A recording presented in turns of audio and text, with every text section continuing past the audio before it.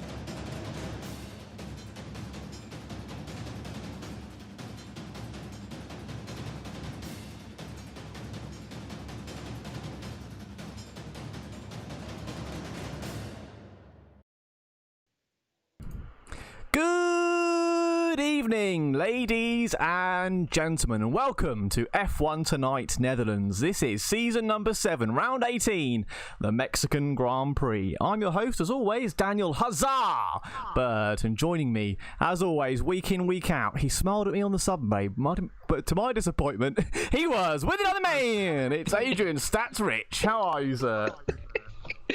Oh, thank you. Yeah, very, very well.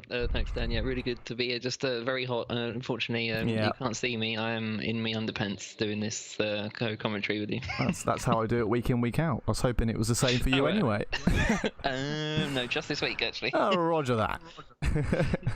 Let's have a look then at the driver standings following the Japanese Grand Prix last week. Boy Williamson then still leads the way for Ferrari in first place, 332 points for him. It's Nicky Visser still in second for Toro Rosso, 314 points now for him. Sildervit in third with 185 points in the McLaren. And then we've got Baz Brain and Alfa Romeo. He's P4 with his teammate Damien Hartman behind him in fifth. Sander Hermans in the Ferrari P6 with John Donkel in seventh for Toro Rosso. Marcel Droning for Red Bull is eighth.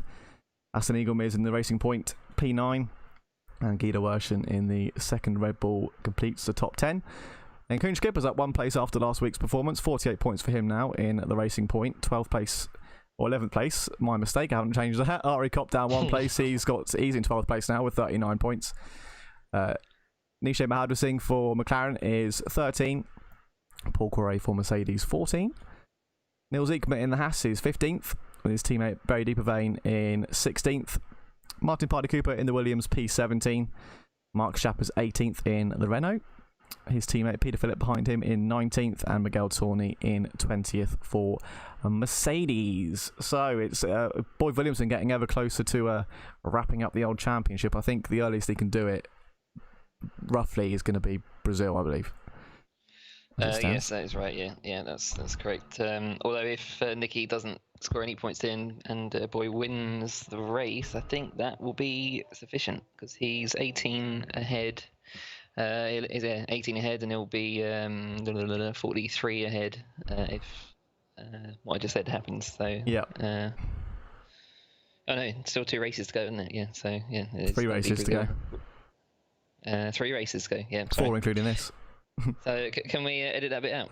Yeah, I think we need to edit out my intro as well. I stumbled over my words. I blame the heat. Blame the heat. Yeah, blame the heat. That's it. That's exactly right. Hopefully it was still as enjoyable as it was for you as it was for me to say that.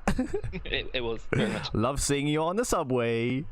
Anyway, it's still very close as we always touch upon elsewhere on the field. Of course, understandably at this point, with only 4 races, including tonight's race, left to go, it's sort of a bit more spread out in terms of the way we look at things. There's not as many points left for drivers to pick up, but still plenty of places for people to move around. As we always say, that sort of second half of the field, there's barely anything in it. Paul Correa obviously pulling away a bit now after last week's result. He did a great job. P10 I believe he got at Japan, but sort of 15th down to Miguel Torni. It's still all to play for.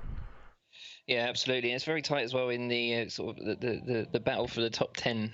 Or to get inside that top 10. We've seen Ari Kopp sort of slowly drop out of that top 10 or top half of the table, with the addition now of the two Racing Point drivers, because they have been rapidly clawing their way up the table now, both of them ahead of Cop. Having said that, I think with there's only three races left now, and I think if Ari can sort of have a good run of luck and good run of form in those races, he can still make that top 10. You've also got Mahaja Singh there as well in P13. Yep. On 31 points. He's had a pole position this season. He's no slouch to racing, and that position that he's in now is no reflection whatsoever on his actual ability. I mean, that we've had both McLarens on the front row of a Grand Prix as well this season, and hopefully for him at least, I think. He's in with the chance of again as well getting inside that top 10 relatively easily.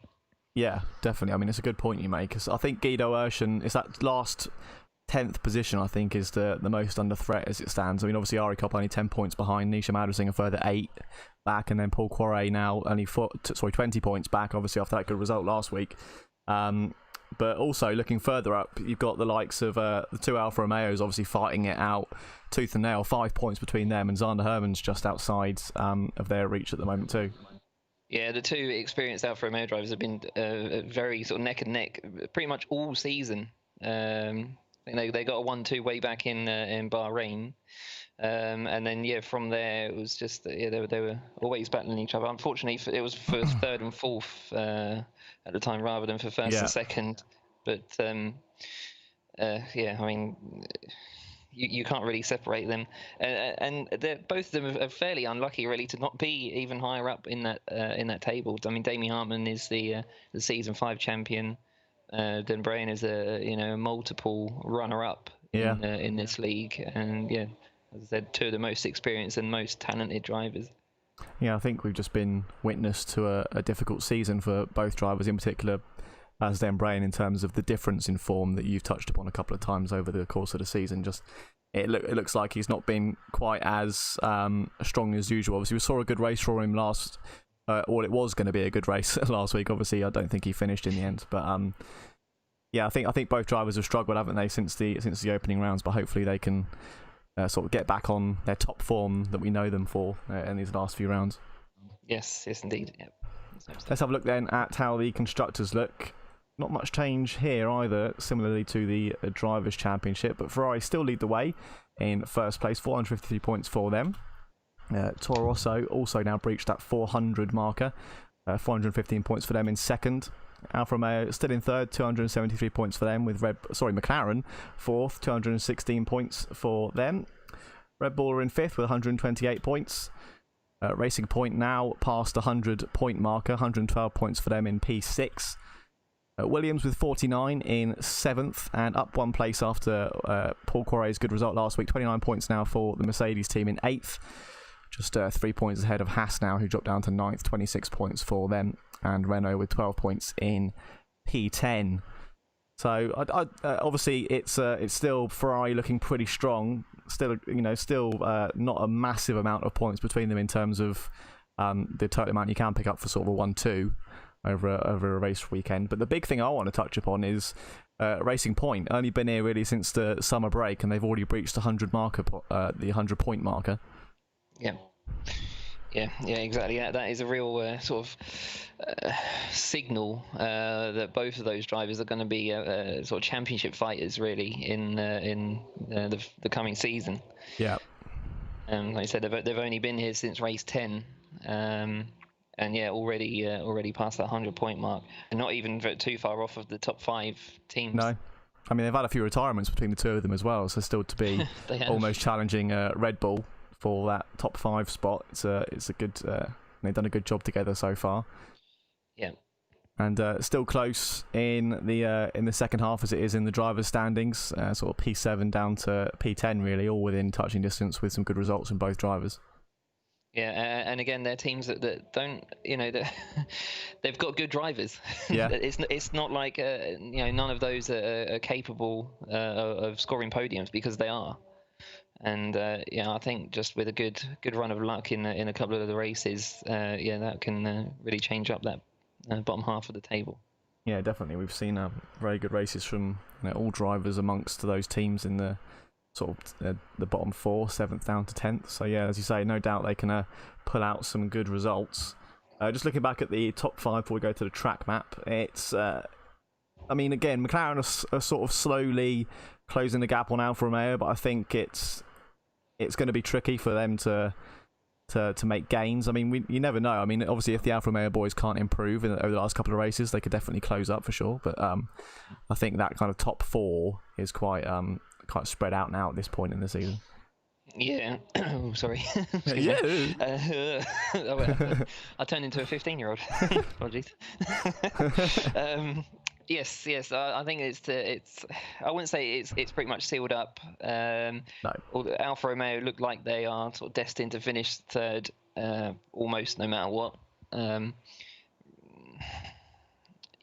top two could switch around, but again, there's not very much time left to do that. And I think we're going to see a continuation from what we've seen in the last few races with Boy Williamson in particular, crossing that checkered flag first. Yeah, looking very strong at the moment, Boy, for the Ferrari team. Let's have a look then at tonight's circuit. The Autodromo Hermanos Rodriguez here in Mexico City, the Mexicaanse Grand Prix. Unfortunately, not pulling down our pants tonight, although maybe we are, because both of us are already in them, so we'll see how hot it gets during this race. Circuit length tonight, 4.304 kilometers, with a race length tonight 305.354 and 71 very enjoyable laps coming up around this 17 corner circuit.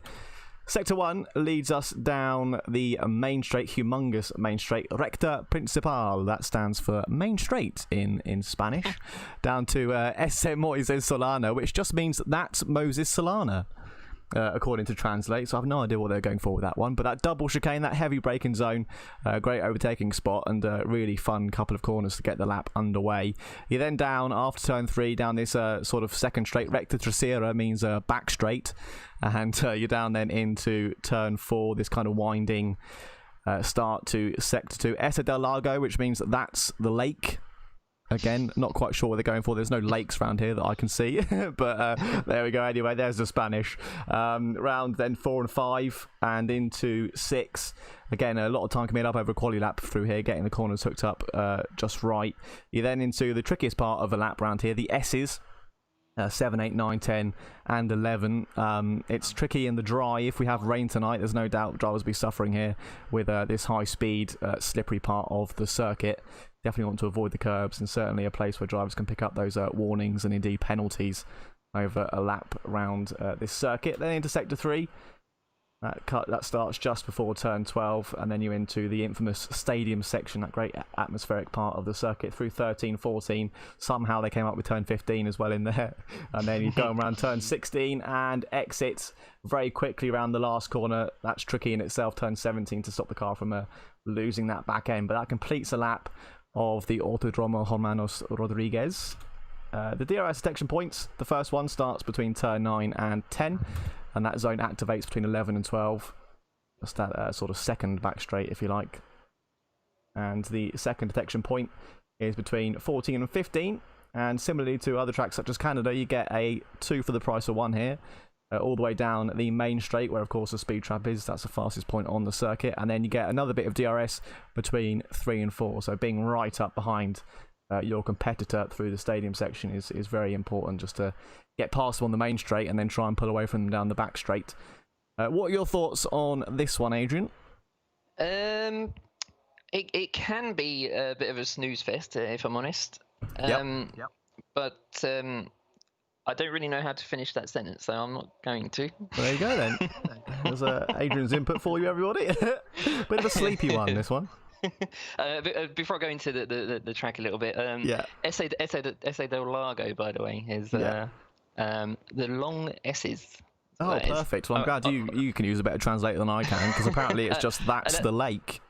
on Google Translate. No, I prefer your one. It makes more sense. My translation was from doing Spanish for 4 years in school. I always remember Largo and Corto being long and short. Oh, good. I mean, if Spanish. you can also translate Ese Moises Solana, that'd be great. Because I'm pretty sure it doesn't mean that's Moses Solana. I'll have to have a look at that one. It might be the Moises Solana S's because the Ese is just S. That would also make a bit more sense. But anyway, this circuit, probably a funner one to drive, I think we could both agree, than to watch. Overtaking not particularly common, besides the obvious points where you get DRS. Obviously, I think we're both hoping for a bit of a dry one tonight, because I think a wet one really would make it a sleepy race.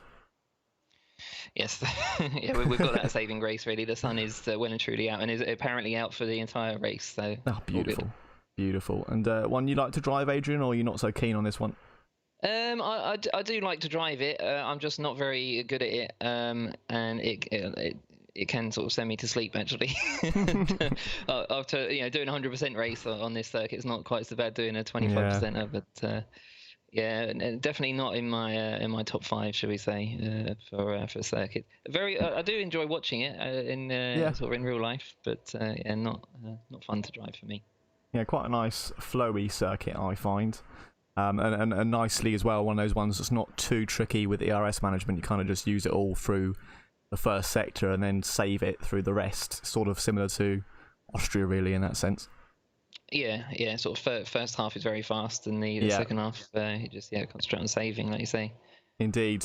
Well, there we go then. That's the introductions out the way. If you wouldn't mind us being so kind as to take us through the runners and riders as we stand now, Adrian, please. Yeah, it'd be my pleasure. Thank you very much.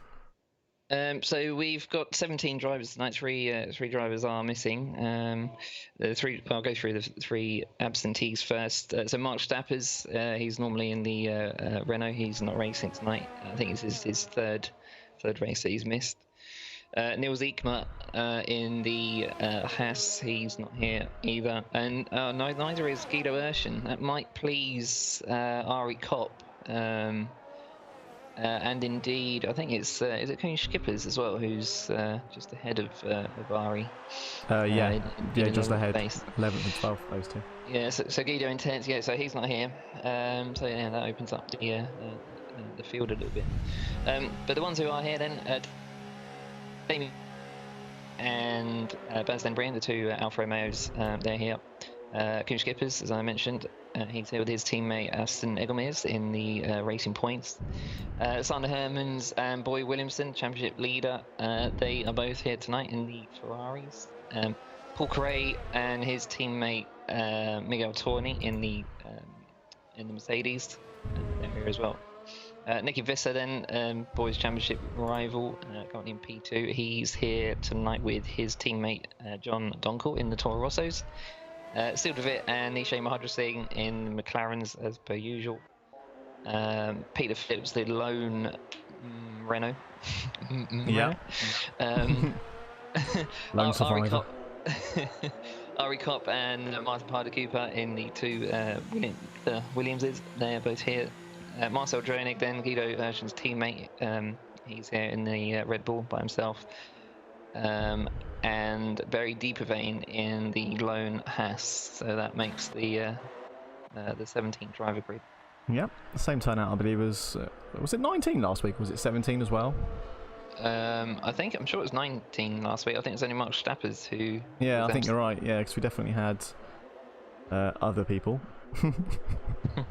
Mark Stappers, yeah. And well, he wasn't there last week. He was not there. Was he? Oh, he might have been. Oh, I'm getting old. Great. I'm getting old and I'm hot. Leave me alone.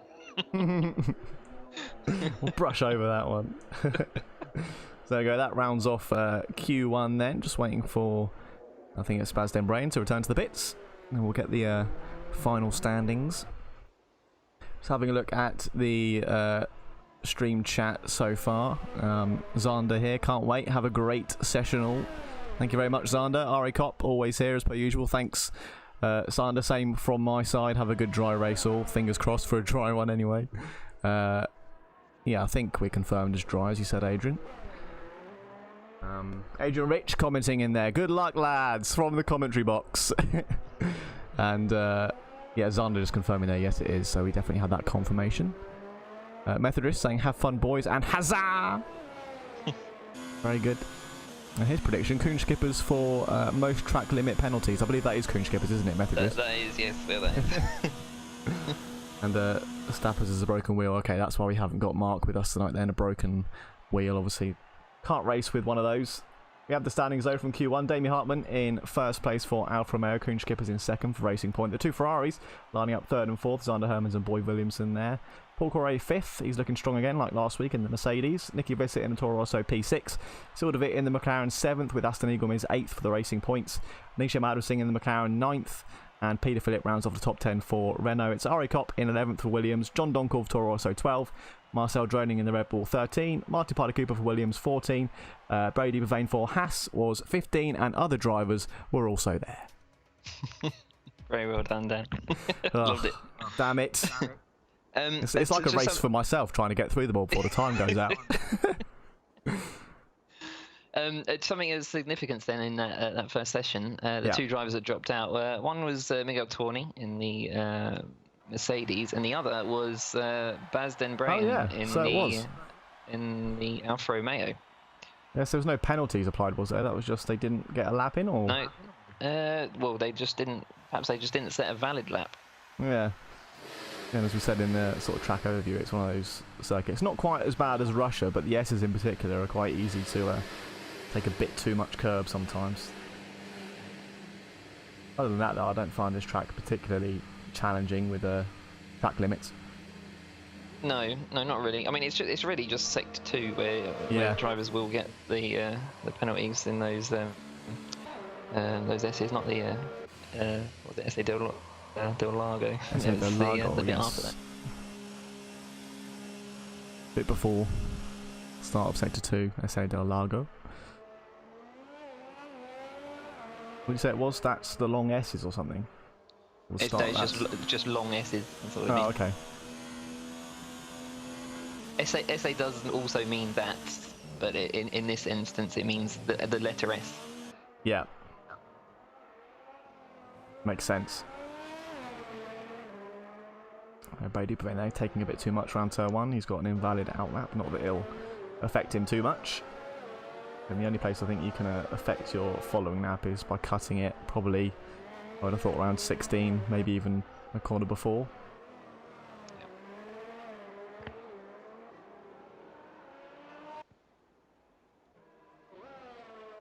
The circuit, sort of known for its championship deciding races in real Formula 1 anyway. I think 2017 and 2018 both decided it for Lewis Hamilton, but last year wasn't to be, and it won't be for us this evening either, as we discussed before.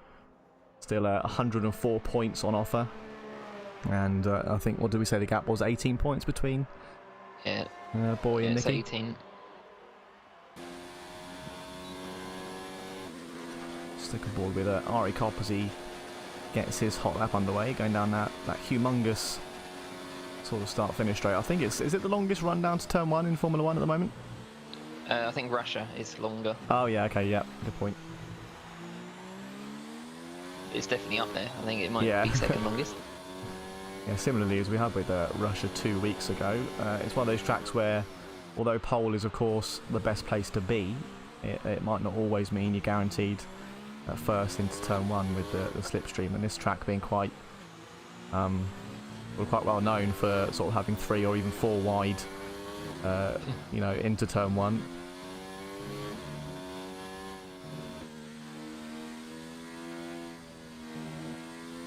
Obviously Mexico being a track that's very high up, downforce isn't too crucial here either. That is quite right. Very high speed track. Yeah.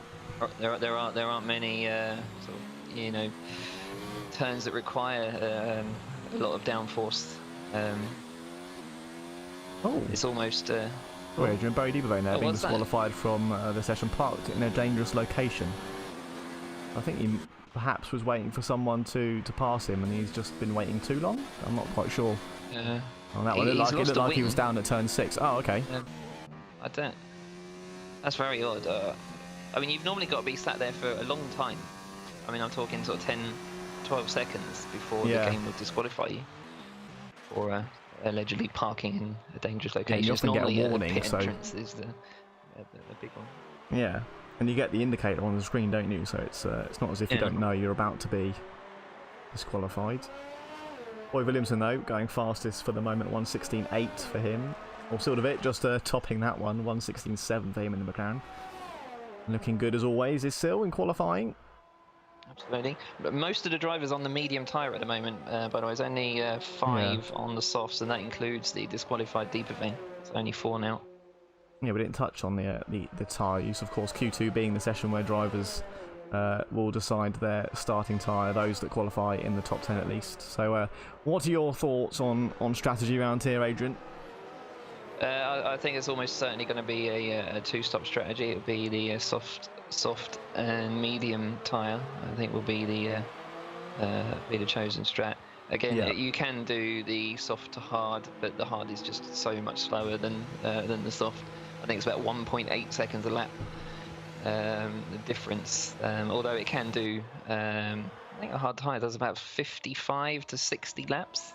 Yeah, I mean, I think in last year's real Mexican Grand Prix, I think Hamilton made a 1-stop work, didn't he, or something along those lines. He did about 50 laps on the hard. Yeah. To win by a second or 2 ahead of Vettel. Oh, we've got yellows in 1. That is like a car just giving. I think that was Nisha Mahadra saying, "Oh, he's P1 as well."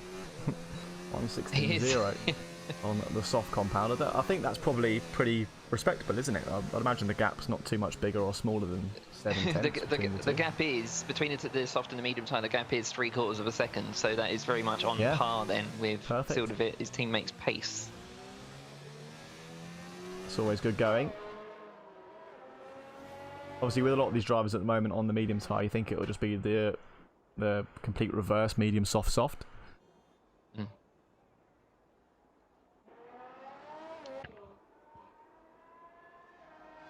Martin Piper Cooper just improving there by 400, so 19.3 for him now. He's P12. Peter Phillip just starting his lap. Donk will be the last one to set a lap time.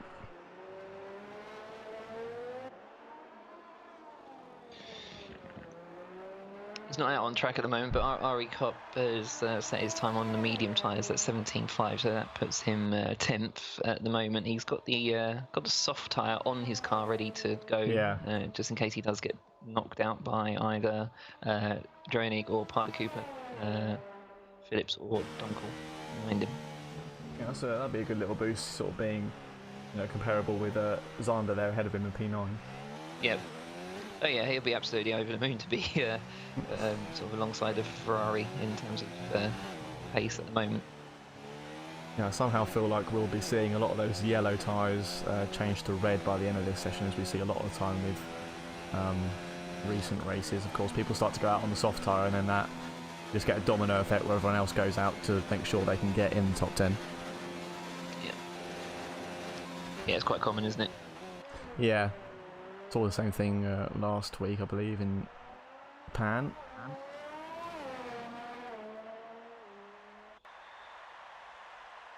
Not a great time from Piper Cooper then, a 19.3 on the medium tyres. Actually done 2 laps on those, so he will certainly be going out again on the soft tyre. Hopefully he can improve on that.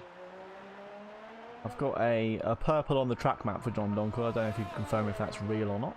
That is real, 28.0. That's 4/10 faster than anybody. Very nice. Oh, he's invalidated it. Never mind. Yeah, he invalidated his outlap as well, so he might be struggling with that S section we just see him going through there. So yeah, that was a strong performance just in that first sector. Yeah.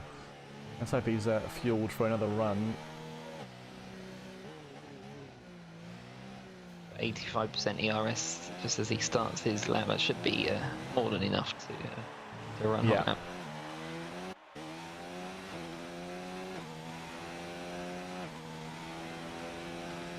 Gets going again, I think. Yep, there he goes.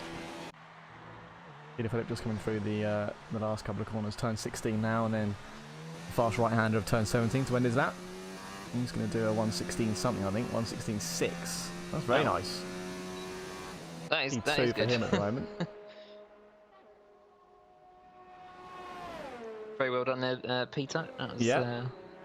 Yeah, top job performance there. Absolutely. Puts him into Peter, as we say, for now. I think, like we also mentioned, I think we're going to see a lot of those soft tyres going on. To just make sure people can get into Q3. John Donkel is a tenth slower than he was in the first sector, 28.1, but still 3 tenths faster than anyone. He is exceeding those track limits quite a lot. The lap is still valid though. Yeah, I did see him run. He ran quite wide, didn't he, at the end of the S's, turn 11, I think that was. Yeah. But yeah, as you say, still valid. Oh, that might do it. Nope, there we go. Cut that one. Around the last corner then. It's going to be a 1:16 something, 1:16.8. In P4 for now. Yeah, lost more than half a second in the middle sector. The other 2 sectors were reasonable. Yeah, I would expect he's got some more in there. The Kuhn Skipper's, is he purple in 1 now? He is not. It's a 28.1. He's still trying to make the medium tyre work. Purple, but my telemetry has it because John Donkel previously did a faster sector, although he hasn't had a valid time with that sector time. So. Ah, okay. Is that a purple in 2 for Kuhn? No, that is not. That is a 29.1. Is it? No, it isn't. It's a 28.5, so it's half a second off of the fastest second sector. See what he's going to do around the final corner then. It's another 1:16. 1:16.3, so that's really good. And that's on the medium tyre. Yeah. 3 up old mediums as well, so not too bad. Obviously, you might have just had 2 aborted laps previously, so they might not be fully 3 lap old tyres, but still good lap nonetheless. Doesn't matter quite so much really, using slightly more worn medium tyres at the start of this race. The pack will be bunched up. Yeah, the start's going to be one to watch for sure. I'm going to go back into the pits.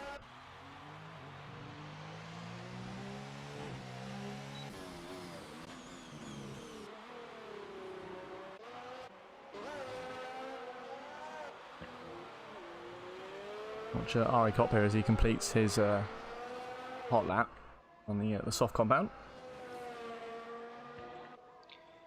28.3 in the first sector, so only 2 tenths off of Peter Philip. Oh, there goes the back end. No, oh, well done, sir, to keep your wheels on. That's very well played.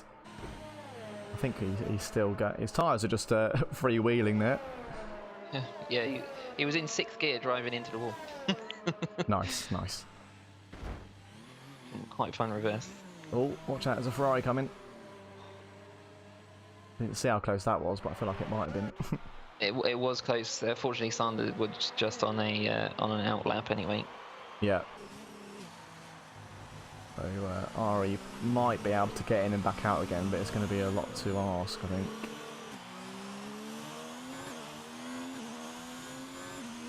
Yeah, still in mode 4 on his ERS. He's not really giving himself a chance to recover it and go again. Hey, he's still got no, that's a Martin I'm looking at, sorry. So yeah, he's got to change his wing anyway, so I don't think it really matters too much about true. ERS, and I think it's going to be a game over for Ari, unfortunately.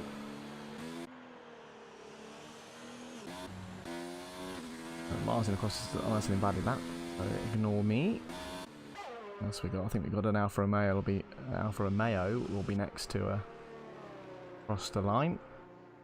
Damien Hartman will be to start his hot lap. Boy Williamson driving very, very slowly at the moment. I think he's just...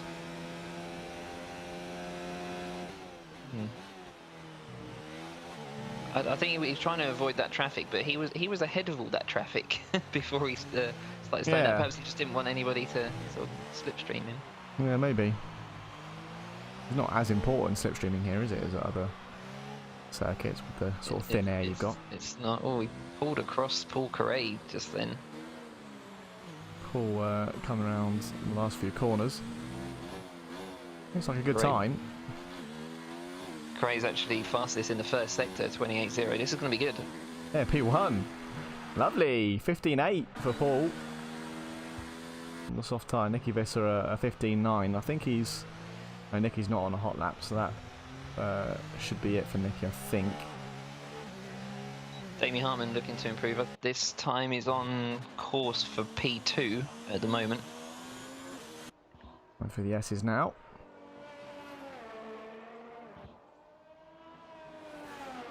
He's roughly a 28.1 in this second sector. And he gets a 27.9. That is a purple second sector. This could put him top in this showing session. a second up at the moment on our screens. Going to be very close. Oh, the final corner then. Oh, nice. 1:15.3. Beautiful time there. Yeah, very impressive purple in the second and third sector. In fact, it's 3/10 faster than anybody in the final one. Yeah, it's a great job. That's qualifying over then, so that will be Damie just hoping no one else can improve. We've got Zander is not on a hot lap at the moment. Sildovit's on one, I think. He's just started it. See what he can do. Just coming to the end of sector 1 now. Doesn't show as purple for me. No, not purple, but not far off purple. 28.117, so only a tenth slower than Correa, who still has the fastest first sector. 28.11. Does one see Formula 1? I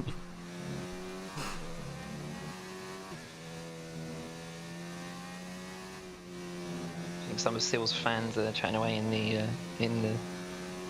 chat on stream. Have a look at that after. Yeah, I have seen it. Yeah, I've chosen not to read it, or not to read it out on stream, just in case he's listening. I don't want to put him off.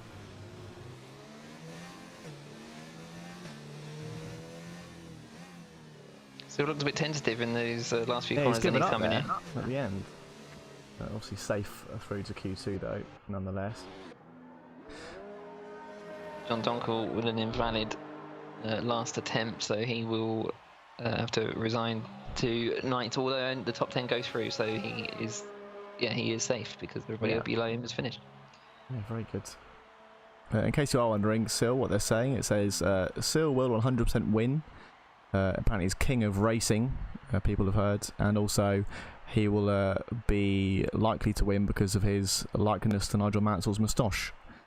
So there you go, Sil. Some good comments in there. It's very well read there, Den. Thanks very much. That Mansell moustache, a big famous attribute of Sildovitz there. Damien Hartman then in P1 again in the Alfa Romeo.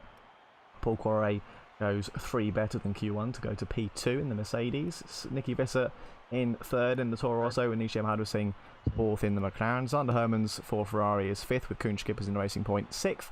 Peter Philippe for Renault is P7. Sildovitz in the McLaren P8. On Donkel for Toro Rosso is P9. And Boy Williamson rounds off the top 10.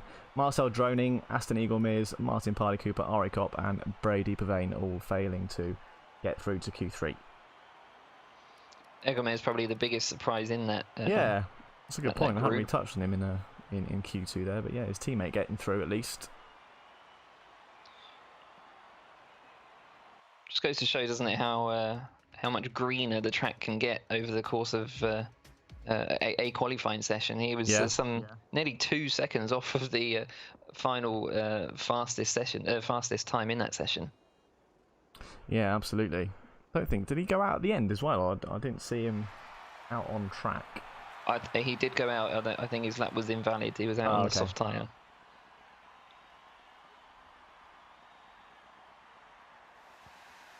Q3 then, the top 10 shootout for that much desired pole position. And who do you think will win that top 10 shootout? Well, my money is on Damien Hartman. That's a good shout.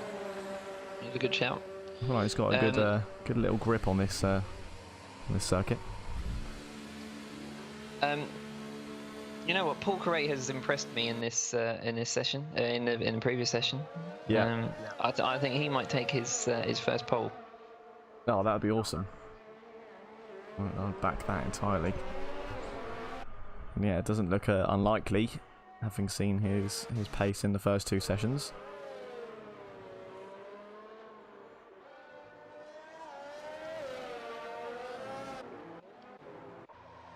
Everyone coming out other than Nishay Mahadwasing as it stands.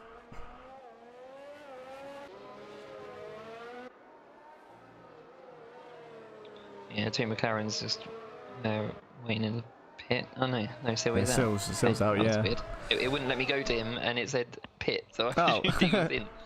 And Nishay's just leaving now as well. Roger that. So everyone out and about. Looks like, as per usual, it's going to be a Toro Rosso crossing the line first, and Nicky Visser will be the first one to do it. And his teammate right behind as well. Yeah.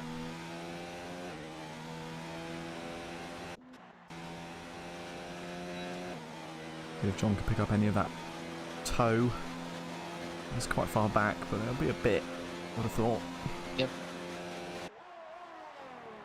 212 miles an hour they're hitting just before they break into turn 1. Yeah. It's nearly 340k. Wasn't this where we saw the fastest speed set by an F1 car here, or was that at Monza? I thought that was Monza. That was Kimi Räikkönen, wasn't it? 233 okay. miles per hour.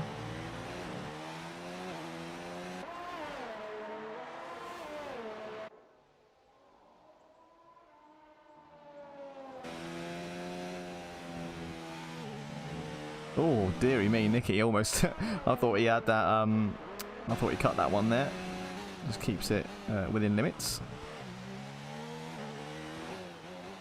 Nicky's 4/10 faster than his teammate in the middle sector.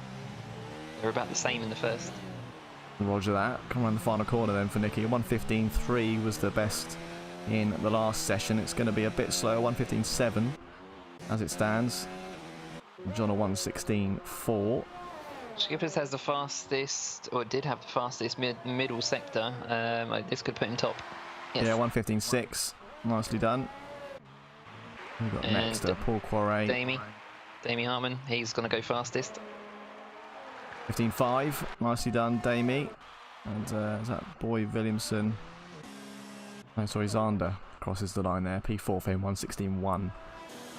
Boy's just dived into the pit. Yeah, just saw that at the end there. Maybe got some wing damage I didn't see. 1:16 dead for still the bit goes P4 in the McLaren.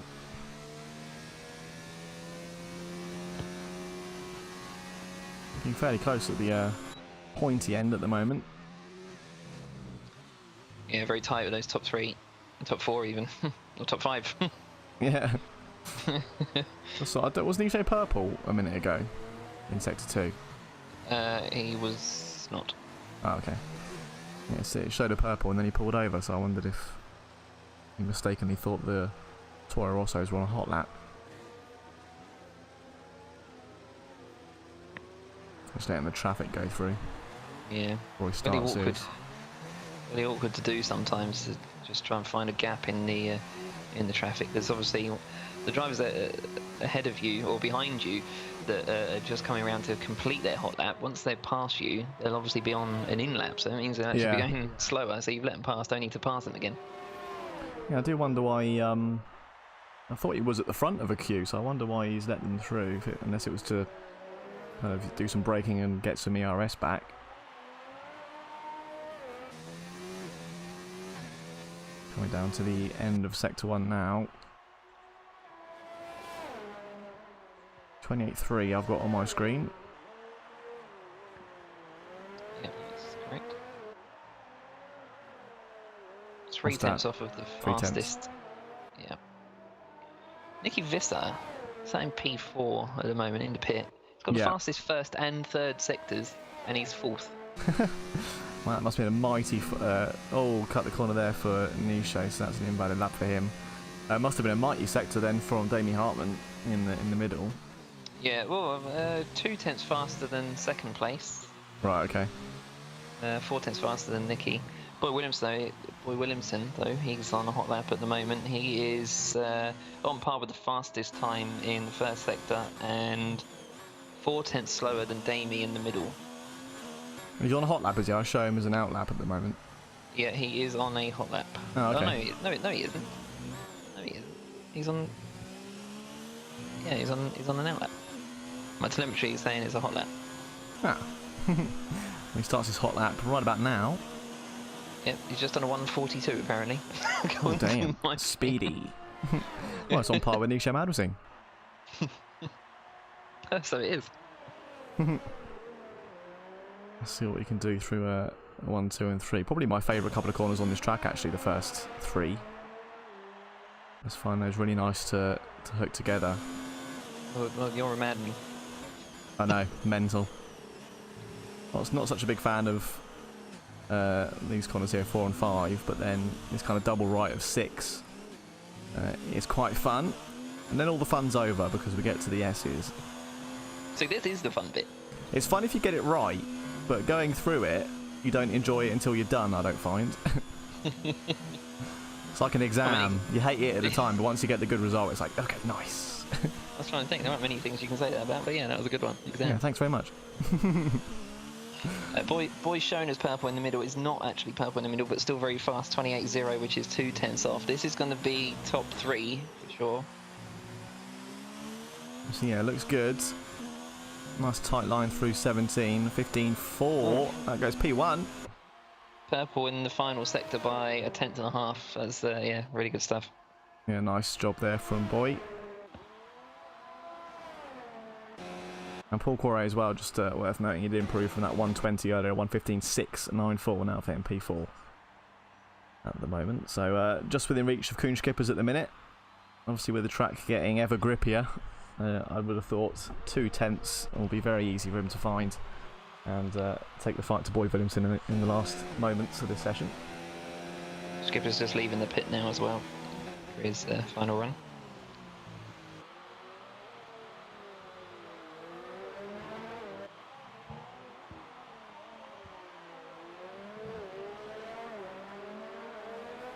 Sander Hermans is coming around to complete his sort of second hot lap. This is an improvement on his 16.1. Yeah. Not going to challenge the top, I don't think. He's 7 in the end. 3/10 up, but still he's 6 now. Sildovic starts his lap. There's Nisha.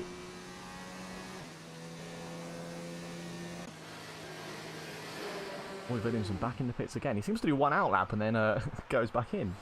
Mm. Don't have enough time to get back out and do one final lap. He may just be sort of assessing how green the track is. Yeah, maybe. Might just have a look at his first sector time and think, is that good enough? No, I'll abort the lap and wait.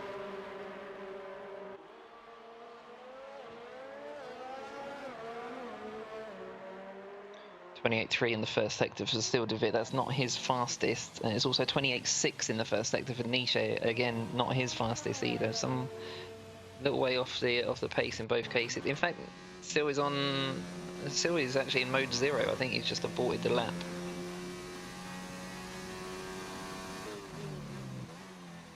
Go again. Nisha is continuing his though. It's 28.3 in the middle, which is 3/10 off of Boy Williamson. This is going to put him, I think, 8th. Let's see. Oh, yeah, Sildovic quite off the pace, as you say, isn't he? 1.8 seconds down. And Nisha, 1:16.7 for him, P9.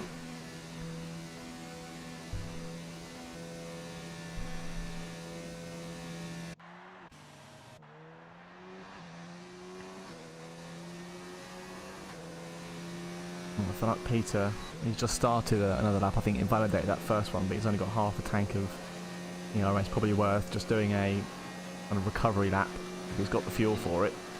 Yeah. I Well, sort of imagine- sort of it is purple in the first sector. Again, it's a 28.0. Lots of drivers have done 28.0s, but he is the fastest. See what he can do. See a Toro Rosso pulling in there. So Nicky Visser and John Donkel both having enough. Why is he mode 0? Is the lap's still valid? That's odd. Is that he saw still? purple in the first sector and just aborted the lap. He wants to try again. Damien Hartman's on his hot lap, final one of the session, coming through turn 3 now. And you've got Boy Williamson just about to start his final lap.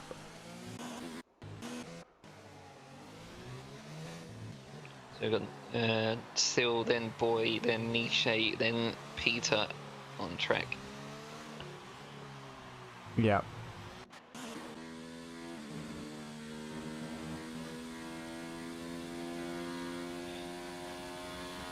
Oh, and also Kuhn Skippers has just gone purple in the first sector. 27.9 is the first driver to break the 28.0 Oh, barrier. very nice. Looking good then. There's a little train of these 3 guys here on their hot laps. There's purple in 2 as well, does he? Or is that a false? He's second fastest in the second sector. Come on to Damien Hartman as he comes round turn 17 for the final time this session. 1:15.3, just pips Boy Williamson to pole for now. Kuhn Skippers does it though, 1:15.1. Great job for him. And Boy Williamson, that was Arne Hermans, wasn't it? We just saw across the line, so he still remains P6. And Sildovic's lap will be invalid, so we'll stay with Boy Williamson. Nope, he's given up as well. Yeah, both of his first and second sectors were not improvements, so that's why he's aborted. Okay. Just Niche left then to cross the line, finish his lap. Might be a 1:15 if he can get it around, but quite a slow turn 17, 1:16.5 in the end, so stays P9. And Boy will just be going into the pits, I would have thought. I was going to say Kuhn Skippers, by the way. I know you don't believe me, but I was. No, I don't believe you at all. It's all lies. No, yes, there's a lot of drivers you could have put your money on. For a driver who has commented that he, was going to struggle with the penalties or avoiding penalties, avoiding He's done warnings, all right, hasn't he? I haven't actually seen him set an invalid lap in qualifying. Yeah, I don't know if I have either. But I guess we can say we sort of got a 1-2 if you were going to pick Kuhn. It's our first in a while. No, I genuinely believe Paul Carey would have pulled out of the bag. I mean, yeah, he was still, really close to the top 3, wasn't he? Only 2 tenths away, so I'll be pleased with the pace he's found in recent races. Hopefully see a good result again tonight from him. Only 10 points to match Jari Kopp in the standings. But Q3 ends there. Kuhn Skippers in P1 for Racing Point with Damien Hartman and Alfa Romeo completing the first row, of the starting grid for the race. Boy Williamson and Nicky Visser on the second row for Ferrari and Toro Rosso. Paul Quaret in the Mercedes and Arne Hermans in the Ferrari on the third row.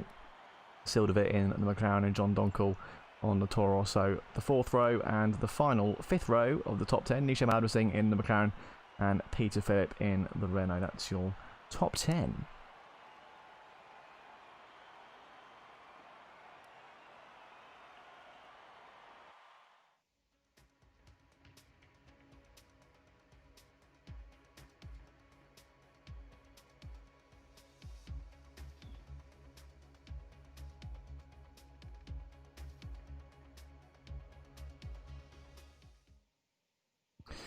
A little break then for the drivers before we start the race. I'm not quite sure how hot it is in the Netherlands, but these little breaks that leagues have between quali and race ever important at the moment.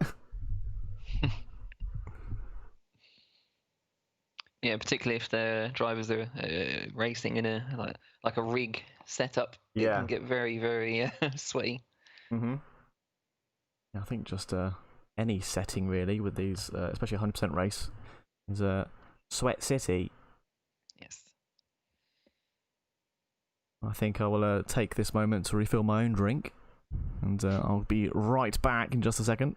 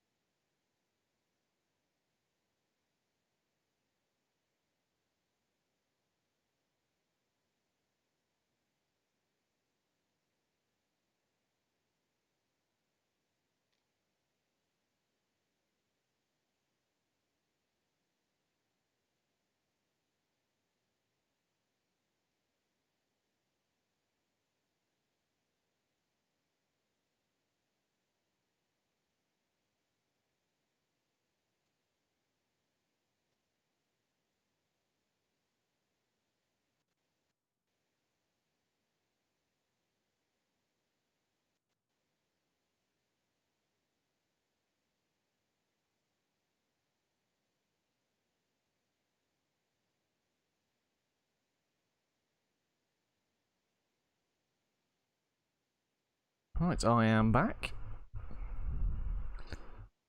Refilled, ready for the race. I'm not back, just FYI. Roger, I'll mute your mic then. Unlike Kimmy, I will have the drink this race. A couple of minutes left before the drivers will be readying up. We'll get the formation up underway.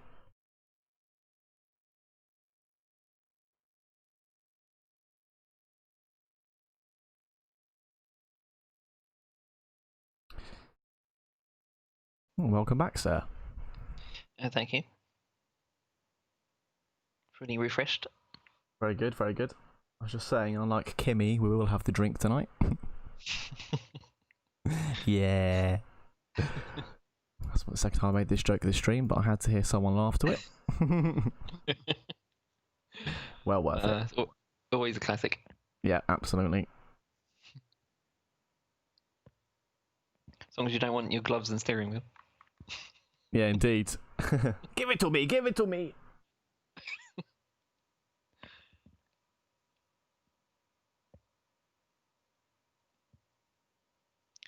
There's one driver I will miss when he's gone. It's definitely going to be Kimmy. Yeah. Yes, indeed. I don't know how long he'll stay with us. Maybe one more season. They'll probably do another 10. They'll probably another 10. Retire at Fangio's age. What, 50? How was Fangio when he retired? Yeah, like 50. I think it was 49 when he won the championship. Nice. And yes, 53, 54 when he retired. I mean, they were all older back then, anyway. Yeah, indeed. I think he was the last driver to have won a championship and be born in the 19th century. Oh, wow, okay.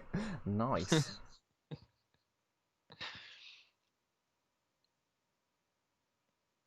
I'll say last driver. I think he might be the only driver. Yeah. I think you're probably right.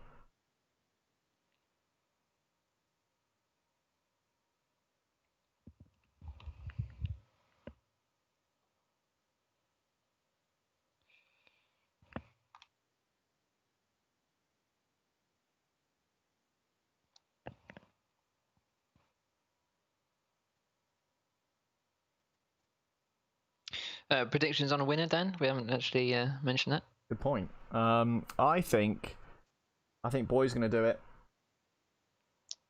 It's got to be, hasn't it? It's hard is that what you were going for as well? It's hard to argue that it's going to be anybody else. But I think if it was going to be anybody else, I think Damie Hartman would be in with the shout here. Yeah, he definitely looks strong tonight. Yeah, there's a good few drivers really. I mean, strategy obviously ever important in these races, and as obviously we saw in qualifying in that last session there, a lot of drivers, 2-3 tenths away from each other in the top 5. So the drivers getting their parade lap underway. Get the tyre information up so everyone can see what they are using. Bit of a mix, but mainly the soft compound out there. Koen Schippers then leads us away from the grid in pole position. In second place, Damie Hartman. If I can find his name, there he is. Boy Williamson in second. And Nicky Visser in 4th for Toro Rosso. We have Paul Quarret in the Mercedes P5. With Zander Hermans in the Ferrari P6. Sildavit in McLaren P7. With John Donkel behind him in P8. We have Nishay Mahadur Singh P9 for McLaren. And the top 10 completed with Peter Phillips, in the Renault. Marcel Droning in the Red Bull is P11. With Aston Eagle Mears in the Racing Point behind him in P12. Martin Pardy Cooper for Williams is 13, and his teammate just behind him in 14. It's Bodie Bavane for Haas in 15th.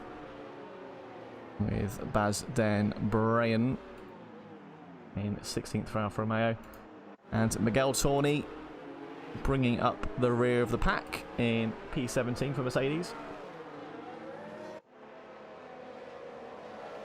And then we'll change over the detail to positions change. We can see who goes where as we get the rundown to turn 1. Definitely not the most comfortable of pole positions, this one. Just knowing everyone behind you is going to be right on your bottom into that first corner. Thanks for Miguel Tawney there to take his place on the grid. Best of luck to the drivers. Indeed. We await the lights. Here they come now. There's the 5 lights. And we're off for the F1 Tonight Netherlands Mexican Grand Prix. Oh, there's a lot of change going up. Damie Hartman getting an absolutely mega start, as well as everyone behind Koen Schippers there. Boy Williamson challenging the Alfa Romeo down at the start-finish straight. Goes to the inside there. Can he take P1 into turn 1? No, not quite. But Nicky Visser gets a great move around the outside. And up the inside of Damie Hartman into 2 as well. Up to the lead. Awesome start there from the Toro Rosso, wasn't it? Yeah, brilliant start from Nicky. Yeah, that was real determination. He absolutely wants to win this race. Koen Schippers, terrible start from him though. From pole position, dropped actually down to 5th place momentarily, and now back up to 3rd. Yeah, he's managed to do well to get back up into the top 3 again. Oh, Peter Phillips has just broken half of his wing off. Just tagged the back of looked like Den Brayan, I think it was.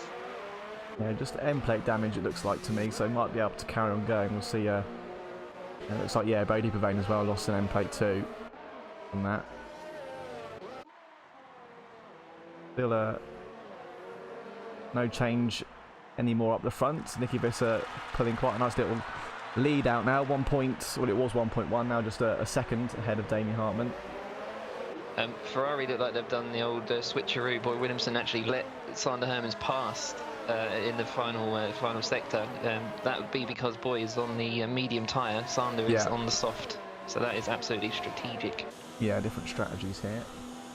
Boy looked to get a, I think it was Boy at least, looked to get a mega start as well. He dived to the inside of Koen Schippers to see if he could take P1 at the first corner, but couldn't quite do it. So fair play to him to let his teammate through. But Skipper's now challenging Paul Quarry back for P3. Paul just taking it there through turn 3, I think. He gets late on the brakes. Have a good line through turn 5. Yeah, very good job there. So keeps up the inside again though for Skippers. Not giving up just yet. I think Paul Quarry, there he goes, sealed the deal.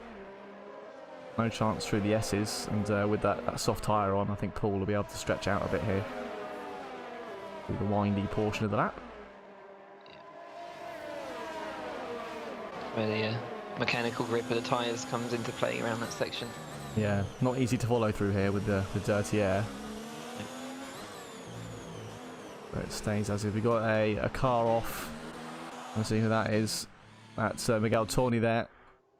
Facing the wrong way. He's now the right way again. Turn 11, I think that is. In the S's. But didn't see what happened to Ari Cobb either. He's fallen down the order quite a bit from where he started at P14. No, I wonder if he got involved with Peter Phillip at the near the start. So Peter Phillip, possibly. Very deeper vein. I have to have a look back at that one. Zander Herman's now up past Skip as well. That medium tyre not working so well for the Racing Point at the minute. And it is all soft runners there in the top 4 now. Race of attrition though, of course. Yeah, so far, I know we're only 2.5 laps into this race, but yeah, Nicky Visser absolutely fired up for this this win. He knows that he has to win. There's no two ways about it. He needs to win and keep winning till the end of the season if he wants to retain his championship. Yeah, and Boy Williamson's picked up a 3-second penalty. Oh, that'll help him out nicely. Different strategies for these two. So Boy will be going a little bit longer. But yeah, Nicky looking really good so far. It's 2 seconds ahead of Damien Hartman at the end of lap 3.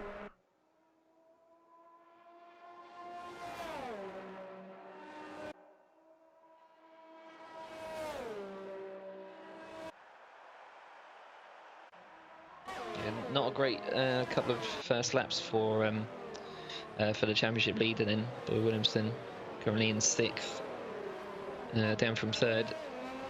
Yeah, struggled with that start a bit. I think it was a good choice there for him to let his teammate have a go. And you can see obviously looking strong there past Skippers now. He's going after Paul Quarry in 3rd.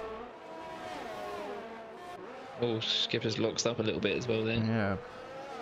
So Boy challenging. Aston Ingram is up past Martin Piper Cooper as well by the looks of it, back at down for P11.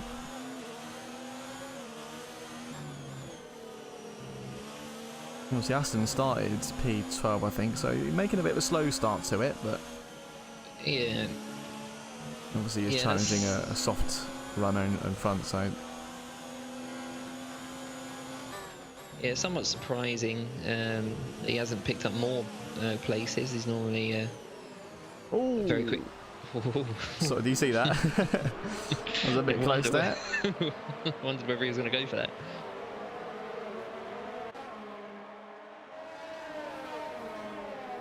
I think though, judging by what we can see from other medium runners, it looks like it's not the best tyre as it stands. You know, the other runners ahead of Aston as well, losing places too. So, Boy Williamson there. Yep, gets up to P5. Must be the DRS pushing him along there. Gets it again as well between turn 3 and 4 here, just to extend that lead.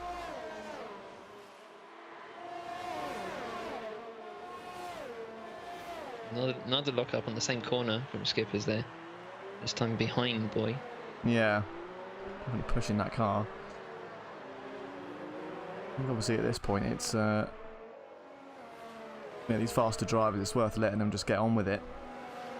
Try and save your tyres and make the strategy work for you.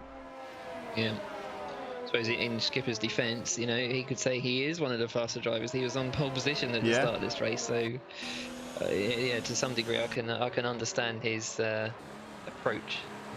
Yeah, and to add to that as well. We lost Niche. Sorry, Niche's just spun off the track.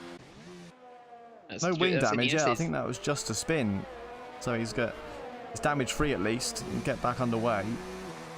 But his tyres are going to be nice and warm now. He won't have quite as much grip at the minute.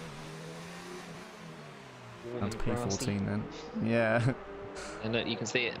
Yeah. It takes something like half a lap really just to get the tyres working again. So even there, they're still sliding about through turn 17. And it's the mental aspect of it as well, of course. Yeah. You know, the psychological aspect. You know, you think, oh, I've made a mistake, and it sticks with you, and it causes you to make more mistakes. Yeah. It's difficult to shake. Yeah, especially immediately after you've gone onto the grass as well. It's faster just to go slower. Yeah. And oh, Nicky spun! He spun from the lead. No, through the S's, he's gone. It's down to P4. Where's Boy? Oh, this will be a bit of a grinning moment for Boy Williamson there. Gets right up behind the Toro Rosso. Yeah, he loses the back end again, as we saw with Niche. Grassy wheels. Kuhn Skippers gets by as well. Oh, easy does it, Nicky. Oh, no, he's out. No. VSC. Yeah, VSC deployed. That is a big shame. Yeah. Exactly comes back to what I was just saying moments ago. You know, one mistake can lead to another, and that's pretty much what's happened right there. I think in both instances though, it's how they've dealt with it.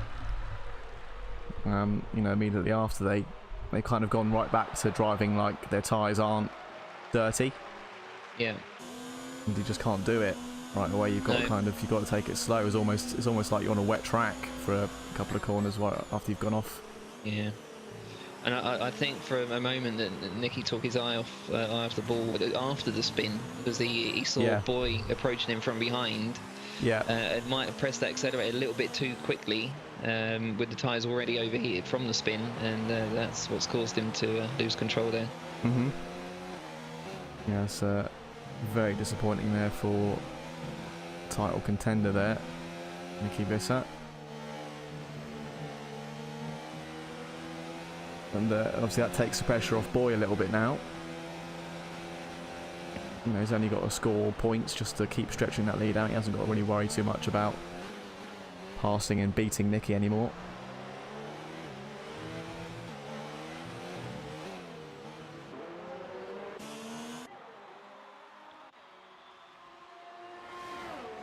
I just received a message from Nicky. He lost his brakes turning into the stadium section.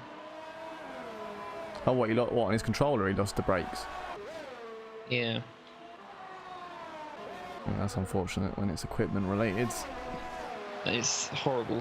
Yeah. When that happens. Just like in real life, of course, mechanical failures are a part of racing. Unfortunate as it is.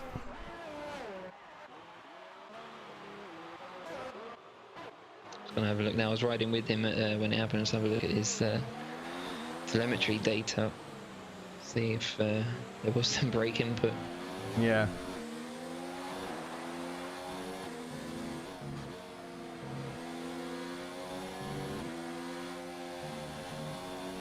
The Kuhn Skipper's now starting to chase down John Donkel ahead. Oh, gets a penalty though through the S's. That's his first one, I think.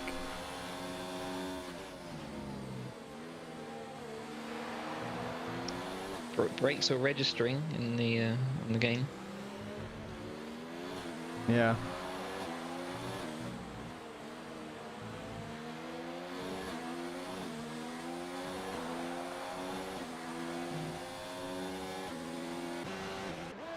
And Damie Hartman obviously released now with Nicky spinning out.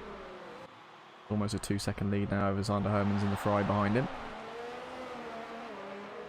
You think roughly 20, 25 laps on the softs, or less than that, or more? Yes, about 25. It's just over a third of the race. I think that's. No,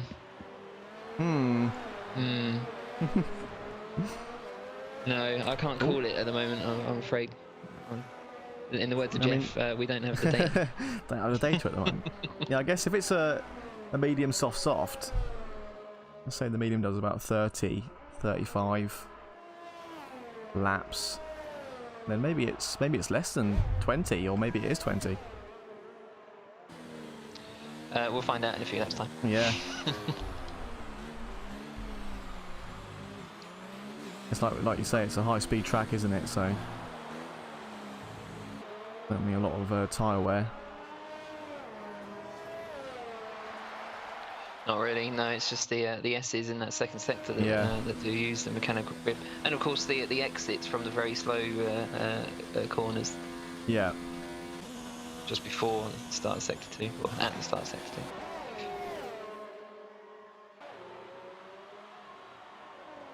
Koenskip is still chasing down John Donkel, although John's got the toe from Boy in front of him.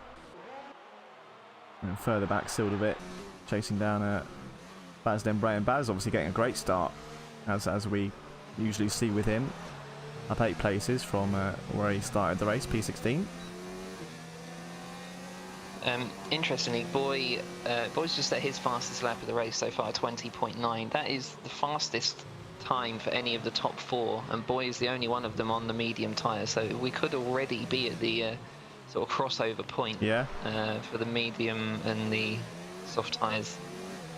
I think that was sort of fitting with what we were saying about 20, maybe 25 laps. Obviously, like you often point out, Adrian, the tyres they start on are obviously, qualification tyres, so a fresh set they put on in the race can often go longer.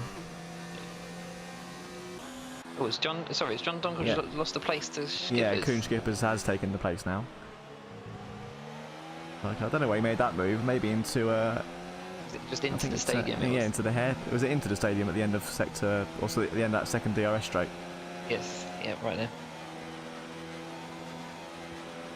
Interesting enough, I don't think you get that in the game, do you? What's that, sorry? The DRS straight between turns 11 and 12. I'm not seeing it on the map. I think it's similar to Singapore, where they've got that third DRS straight, but you don't get to use it in the game. Okay. That's interesting. So, yeah, I actually think that's right, because I don't recall ever using that DRS point before Sector 3. And yeah, the one sector. Sildovic's gone. Sildovic's crashed. That's another VSC. Yeah. Where is that? That's on the exit of turn 4. Turn 3. 3. Sorry. Yeah. I think he's probably got onto that curb on the exit and lost that back end, I would have thought. That's really unfortunate. Yeah.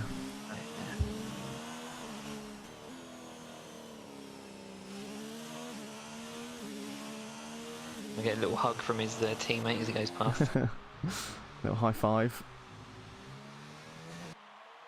Obviously these, especially with Baz looking good at the moment, a good finish for Sil's more important than ever with, I think, the gap. I mean, the gap is still quite big, about 50 points between them in the standings, but yeah, when the guy behind you's finishing and you're not, that's enough to close the gap up.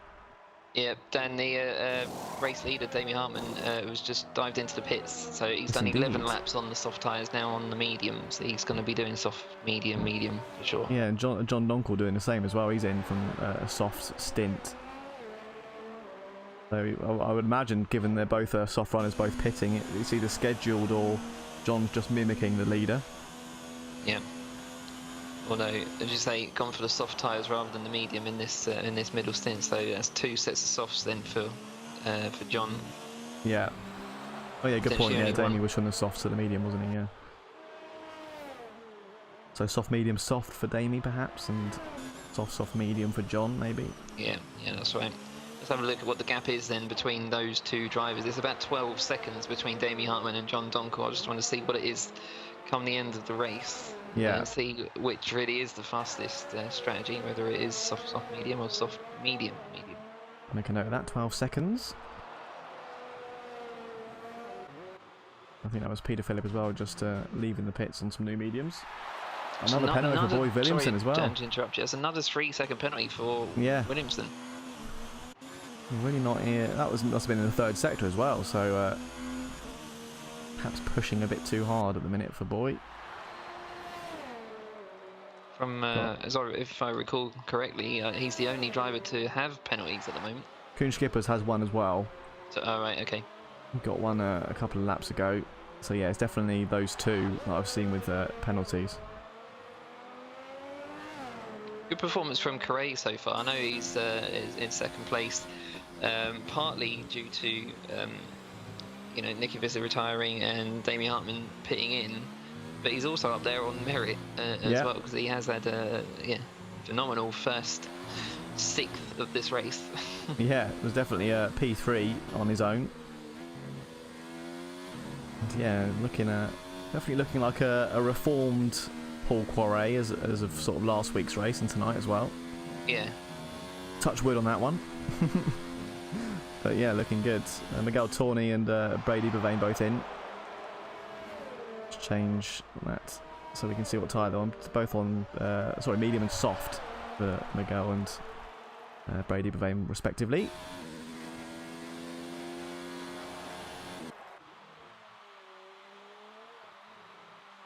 Rooting for Miguel tonight, but good to see him finishing the points. Yeah. He's still on 0 at the moment. Definitely capable of doing it. Has he attended every race this season? No, he hasn't. I think he had a bit of a spell of missing a few races. Yeah. Sort of in the summer break portion of the season.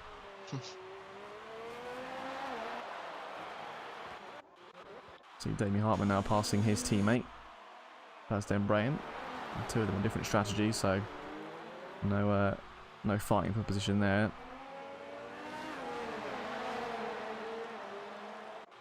It's very wide on exit of turn 3 there for Damie. I wonder if he's getting a warning for that. Are we able to tell you? No warning. Okay. Aston Eaglemis though, see from P12 now P5 up behind his teammate. Both on the same age tyres as well, so they've started on the same compound. Safe to say Aston's certainly looking the happier of the two on that tyre.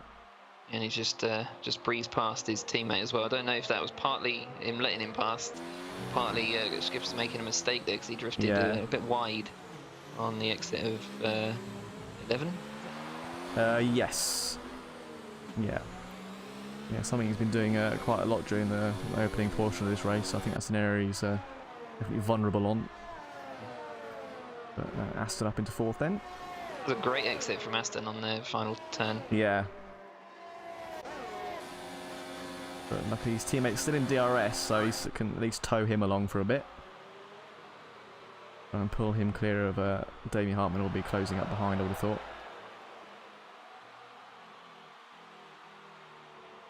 Yeah, he's some 8 seconds behind the racing points. Yeah. But he is closing in. 20.8 was his lap time just then.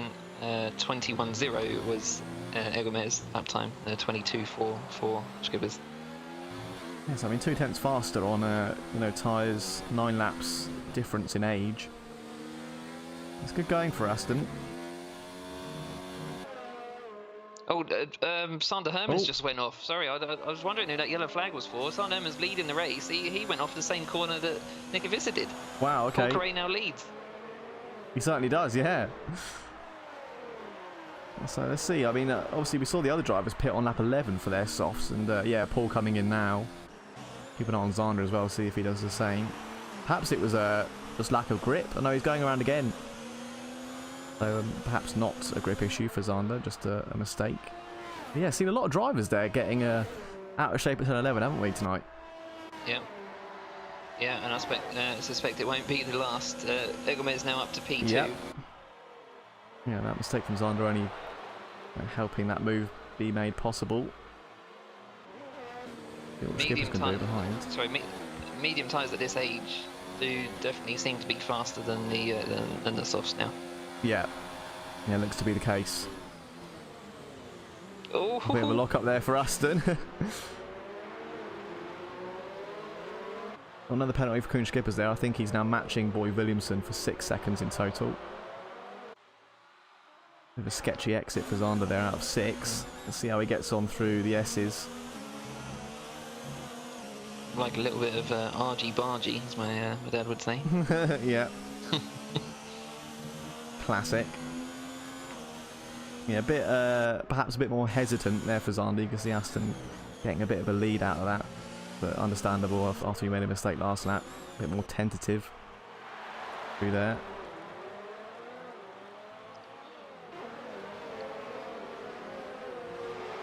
Only 16 laps in, and it's the tables have turned many a time. we've had what, about 3-4 different leaders? We have, yeah. Green Skippers, Zander Hermans, Boy Williamson now, Nicky Visser led it. Atto and Paul Correa, we had 5 leaders in 16 laps. And 2 of them spun while in the lead. Yeah. Yeah, so proving to be not an easy one to lead this race. I'm starting to think I should take back what I said about this race being a bit of a snooze fest. Yeah. Sometimes you get races like this. Yeah. Well, maybe it was a good thing. We've been proven wrong. Absolutely.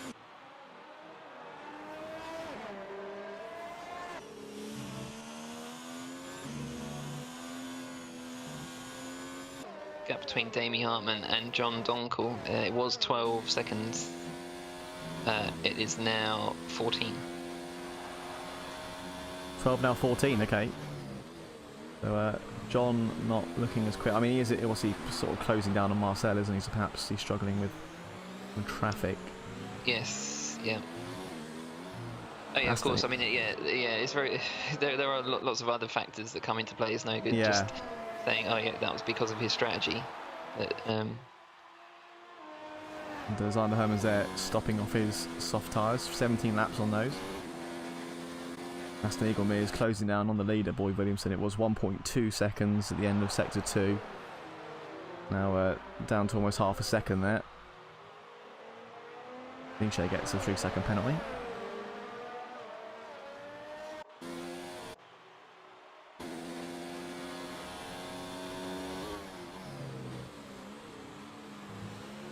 John Dongel's just passed Dronig into 1. Looked like he was going to pass Parter Cooper as well, but he was a little bit too far back to be able to make the turn. And picks up a 3-second penalty. We'll get the DRS again here, though, to challenge Martin. Oh, don't get on the grass, John! Bit of rally cross here. I don't think he's going to make it around the outside now. Just went the wrong way, I think, for that one. I think Martin just covered it off at the right time, and that was a fair move for Martin to make. Yeah. Just caused John to go a little bit off track there.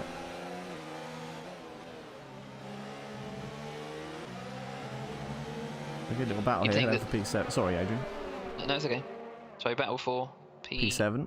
Just commentating on what we were seeing there. It was a needless comment to make. Or at least it sounds that way when you get asked to, no, please go on. And then all you're going to say was about 2 more words. Please, Adrian, you say something. Yeah, I was just going to say that you'd think that the natural overtaking line would be to dive up the inside of a driver into a corner. I'm not quite sure why John did opt for the outside line. Yeah, I mean, maybe it was I think he was probably hoping the DRS would help him get past, and that way he's then guaranteed the inside for turn 5 afterwards. But DRS has helped him there because he's just passed Parter Cooper. Indeed. Nice and easy into turn 1. And Zander Hermans in the mix now, so has he just come out? No, he's on 1 lap old. No, he's actually just passed Marcel, hasn't he? So he gets in the mix for this battle for P7. See how that medium tyre holds up against... sorry, Dan, but Williamson's taken the lead. And Williamson's in the wall. Oh no! He's out! I don't know, was that... There was contact. There was contact with Egomez just prior to that. VSC deployed. Well, there was contact with Egomez. I don't know. I think the stewards may have a look at that.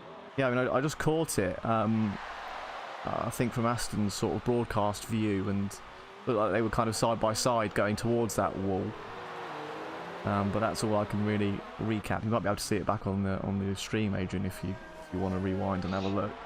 Yeah. Well, I mean, Nicky Visser can rest a bit easy now, knowing he's not got a gap to lose. But at the end of the day, it's still 26 points that he can't now close up on on Boyd Williamson. Only 3 races left to do it. 78 points left on offer. Oh, very racy from John Donker there, past Aston Eagle-Miz as he comes back out from the pits. Aston on the soft tyre now. That was for damage, wasn't it? So that's why his medium stint was cut a bit short. 51 laps to go. You'd have to say he's probably going to have to pit 2 more times. Rather than the standard 1 more stop. I don't think he'll get 2 soft stints out of 51 laps, will he? We'll see. Might be a bit close, but judging by what we've seen this race so far, I don't think he will. So Coach Skippers then is the 7th leader of this race if you don't include him being on pole. Yeah. It's almost like the 2012 championship in one race. Oh, Tanner Herman's just on the inside of John Donkel. That's perfect move. On fresh mediums as well, so definitely not the grippier tyre out of those 2 at the moment. And good move up the inside into 12. John might have been caught napping a little bit there, to be honest. Yeah, the lead door sort of wide open. Yeah. Aston Eagle-Miz will have DRS, but so will John. We'll see if he's got a bit more ERS in the tank. Looks like he does, but only using high mode, so being efficient with it.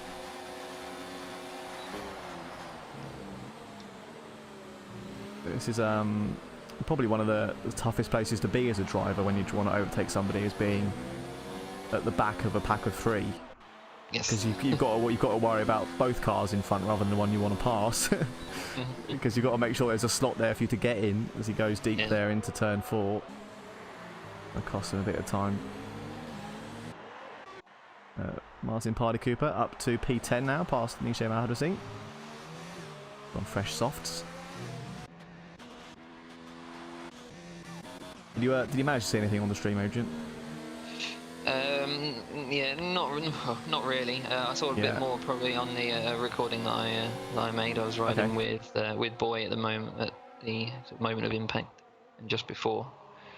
Yeah, it was a very short little. I just caught it, but not quite enough. Aston Eagle-Miz then back past John Donkel up to P5.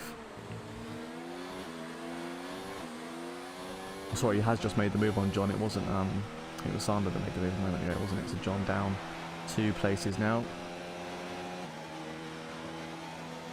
Carrying Toro Rosso this race, so hopefully he can bring home a good result. And looking good at the moment. Basden Brayton, 19.3. That's on fresh soft tyres. Compare that with the race leader, Coach Skippers, who's done a 21.6. 2.6 seconds slower. Very nice. Sorry, 2.3 seconds. I think previously we were seeing the fastest was what did you say, 20.8, wasn't it? For 20.0. 20.0, and okay. That was set by Sana Hermans on that same lap, actually. So yeah, he's on fresh mediums, and like we said, there is 3/4 of a second between the medium and the soft tyre, so it all checks out. Yep. Coach Skipper's there getting sideways through 17. I thought he was going in the pits, he was that sideways. Corrects it and carries on going. Only credit to him. I mean, I know he's back in the lead from people having issues out in front of him, but at least he's working with the mediums that he seems to be not enjoying so much at the moment. Yeah. 19.1 for Megalmaze just then. Yeah, beautiful. And he's about to pass Tanner Hermans for 4th. Yep. I think Tony gets a penalty there. He's 10 seconds behind Peter Phillip in 14th.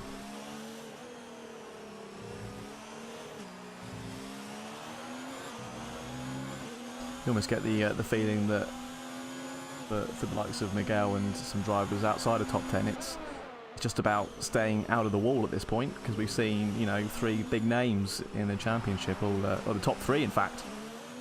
Yeah. The top 3 exactly have all retired. I don't know if there's been another race where that has happened, where the top 3 in the championship have been the only ones to retire. Yeah, I don't know either. I could not tell you, I'm afraid. I don't think it's ever happened. This is it. You heard it here first, people. And F1 tonight first. Season 7, round number 18. The Mexicaanse Grand Prix. I can't do a Dutch voice. It's one I can't really pull off. Yeah, so do I. I could start doing some intros in Dutch. I actually looked up the Dutch for Good Evening. This is the Mexican Grand Prix. No, Good Evening and Welcome to the Mexican Grand Prix. I can't do it. I sound sort of Spanish. Go on in. Let's hear it. No, I can't do it. Do it. Do it. No, negative.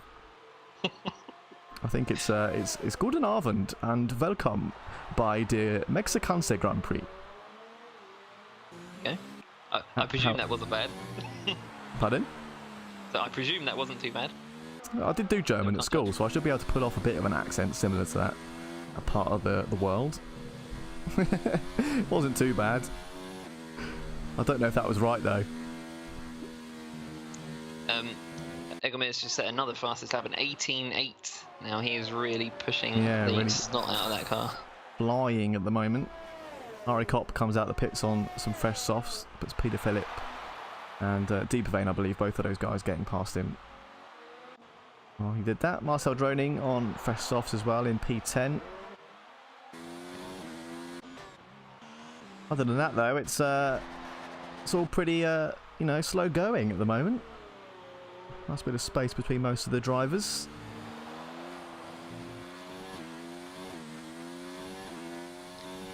Can you skip his lead, and then he will be coming into the pit in the not too distant future, which means Damie Hartman is the net leader, I think.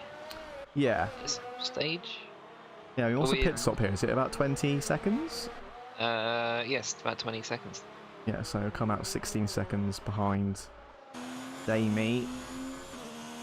Kuhn will be making this is for only stint, so yeah, another one stop, sorry. Damie to make one more as well, that we think. Yeah. And both drivers will be on softs at the end if they keep their current strategies. Damie doing a soft, medium, soft, and Kuhn doing the medium, soft, soft. We believe. It'll be a good battle towards the end. Curious to see what Carre's strategy is going to be. Kuhn Skipper's now in the pit. That really was the not too distant future. Yeah. so 25 laps then on qualifying mediums. But mate, what do you think? What's like the general consensus for the difference between a fresh set and a qualifying used set of tyres? An extra 5 laps, or is it less? Is it not even that? No, it's not going to be even that. 3 laps, I would say. Okay. It depends how hard they pushed them on their in and out laps. Yeah, that's it. Yeah. Niche, I think, will be the one to watch. He's the only person that's stopped, or he's the first person that stopped for a fresh medium in this race. 18 laps, currently 19 now for him. We'll see when he pits. And the Skipper's back out in P5. Brady then gets 3 seconds there for corner cutting. Only seeing more corner cut penalties than I thought we would. Yeah. You know, so it's a given you'll get some. Oh, Sander Herman's there getting on the grass as he comes through. I think that was turn 9. Midway through the S's there, he went on the grass. Lucky to not lose the car completely. I get the feeling Sander doesn't really like this circuit too much. Well, he seems to be. I mean, qualifying wasn't too bad, and everywhere besides the S's, he looks, you know, pretty good. But yeah, I agree. He's certainly not at home, is he? I mean, that's Zandvoort. We're not there till next year. We should in theory be racing Zandvoort in about 2 months' time. Something like that. Well, F1 2020. That game comes out in July.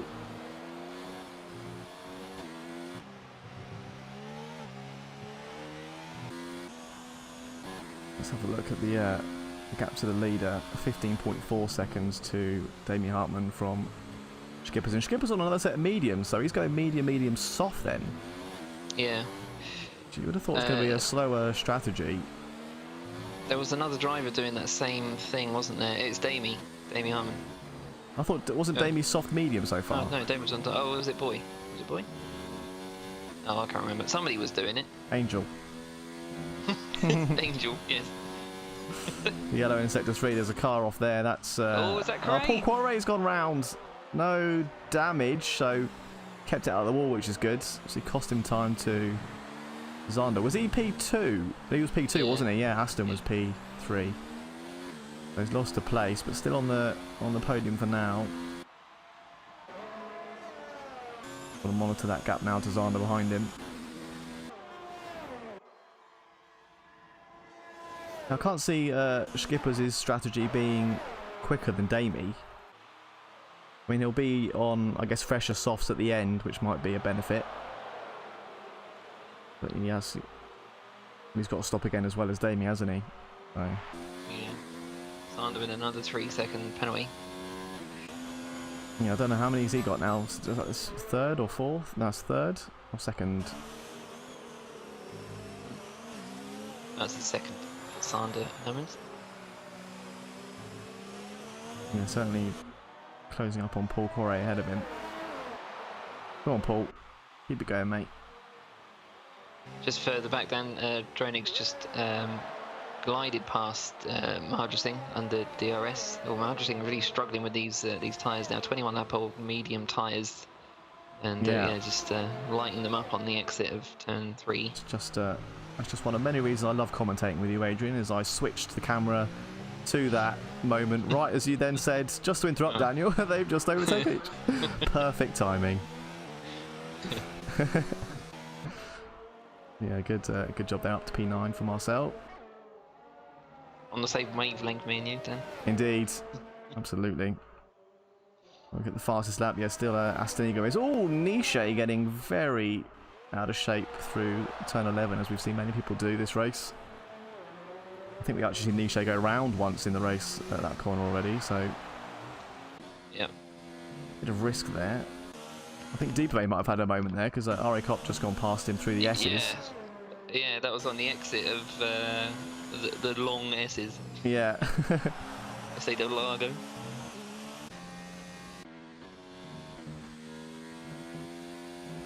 Oh no! Oh, Miguel Tawney is out of the race, I'm afraid.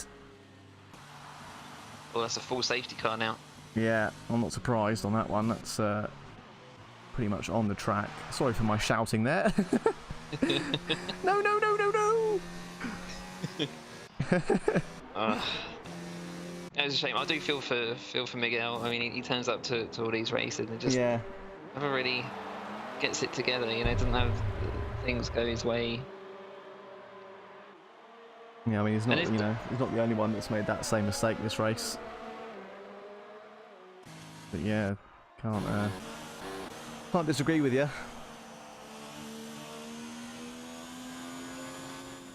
Yeah, as you say, fair play. He comes in, week out.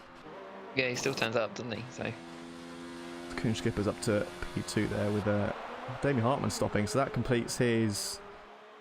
Oh, he's doing the reverse then, I would imagine, of what Kuhn Skipper's will be doing, which is medium, soft. He's doing soft, medium, I would assume.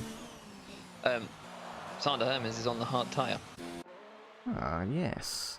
As is John Donkel. I mean, we've seen, so the longest we've seen someone go is 25 laps on the medium.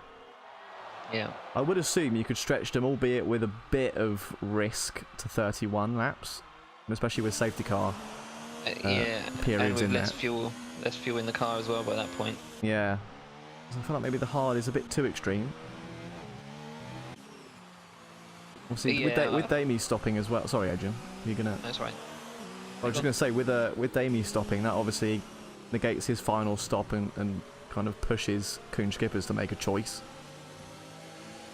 Yeah, that's a good point. I mean, I would be. Well, yeah, I mean, there's not really much you can do in Kuhn's place because he's got to do a soft stint, which he hasn't done yet. Skippers won't gain anything from pitting in now. No. Changing his strategy. He's chosen medium, soft. The safety car's come out 4 laps into his second stint, and he's in P2. So, yeah, for me, it's a no-brainer really, just to stay out and hope that Damie burns out his tyres faster because he's behind Kuhn, trying to get past him. Yeah. Correa ahead of him. I don't think Skippers has got to worry too much. His tyres are 10 laps older than Skippers, so we'll be obviously burning out 10 laps sooner. I think by that point it should be a relatively straightforward overtake, especially if he gets a good exit from the last corner and has that DRS that will allow him to escape Damie if Damie has not got past him by that point. And that's Eagle Mears has stopped for softs. I mean, I'm surprised he's done that. I mean, it might benefit his charge up to the lead and perhaps pull away, but from what you've seen so far, the well, sorry, Adrian, were you going to say something? No, sorry, I was just sort of agreeing with you. Yeah, that was well, me verbally nodding my head. I thought I heard an ooh. No, I was just from what we've seen so far tonight. It's almost, it seems to be the sort of 8 laps on the softs is then when the medium kind of matches it. I think it's a little bit later than that. I think it was about 11 where the crossover point was. But then considering that ideally Aston's got to pass all 3 of these guys and pull out quite a nice lead, it's going to be tricky, isn't it, to make that happen before he gets to that 11 lap marker. That is true. I mean, the fact that he's coming for soft tyres now, I don't think that really makes too much of a difference. Yes, okay, he has the traffic ahead of him, which is obviously going to hinder him slightly.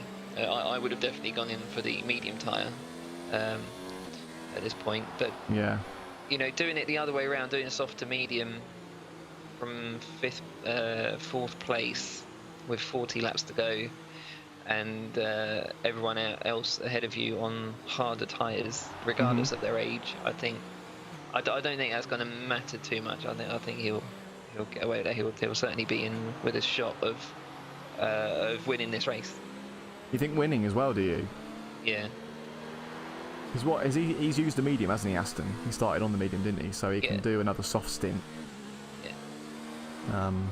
So the only guys that have got to stop again would be Kuhn Skippers and Paul Quarret in front of him. And that's along with himself. Damien Hartman should, in theory, be able to go to the end. I feel like, on the face of it, I feel like Damien Hartman is looking the best to win. Yeah. Just because he's not got to stop, and as we've seen, the medium tyre seems to. Well, has he not got to stop? Because he's got to do 40 laps. I don't think the medium of course he tyre has. is Yeah, it's not. I laps. thought. I don't know. I had 31 laps in my head. Of course, it's 40 more laps. Yeah, you're right. So yeah, so I need to rethink. Everybody in that top 4 has got to stop. Yeah. Aston is the only one on the soft tyres. He can take these soft tyres to 20 laps. I'm fairly confident of that. There's half a tank of fuel left in the car, which is the big killer for tyre wear.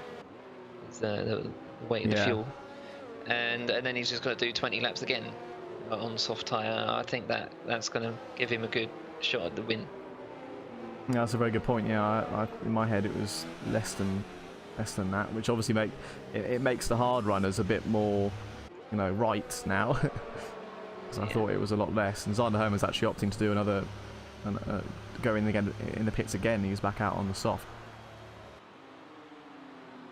That safety car coming in this lap though. I'll go on board with Kuhn Skippers. See how Paul Quarret can restart this race. I think the first time we've seen him do it this season. Yep. Just before he does that, I just want to quickly say Zander Herman's pitted in again. Yeah, I just said. Oh, sorry, did you? Sorry, Dan. Yeah. sorry. Listen to me, damn it! I was so focused on it, I wasn't actually paying attention to it. Well, there we go. Oh, beautiful! Yeah, I think Kuhn Skipper's a bit too eager there, and that's cost him dearly. He got so close to Paul Quarry, I think he almost made contact and had to be a bit apprehensive about his restart. But Paul Quarry getting away lovely there, half a second almost on Damien Hartman behind him. And Aston gets past his teammate up to P3. It's what he needs to do so far, isn't it, on that soft tyre? Not making paces. Sorry, Peter Phillips just lost his end plate again. Ah, not ideal. Collision there with Sander Hermans, they were sort of wheel to wheel. So Paul Quarry getting a bit wide through 5. Let's Damien close up a little bit. But Aston definitely looking good there, behind them on that grippier soft tyre.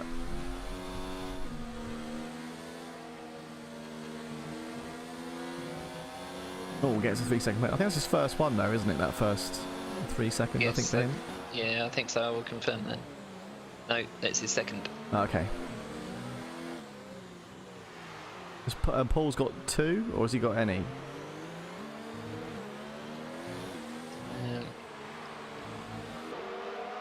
Paul just has 1 warning against his name, okay, no nice. time penalties. Well, touch wood on that as well. Let's hope he can keep it that way. Sorry there, Partaker just bounced off of the wall at the final corner. Didn't quite do a Bottas, but it was almost. Yeah, I can't see there's any damage on that wing. Yeah, end plate missing on the left-hand side. As we go 100 wide into turn 1. Can't tell who's gone where. Many things are happening. Apologies.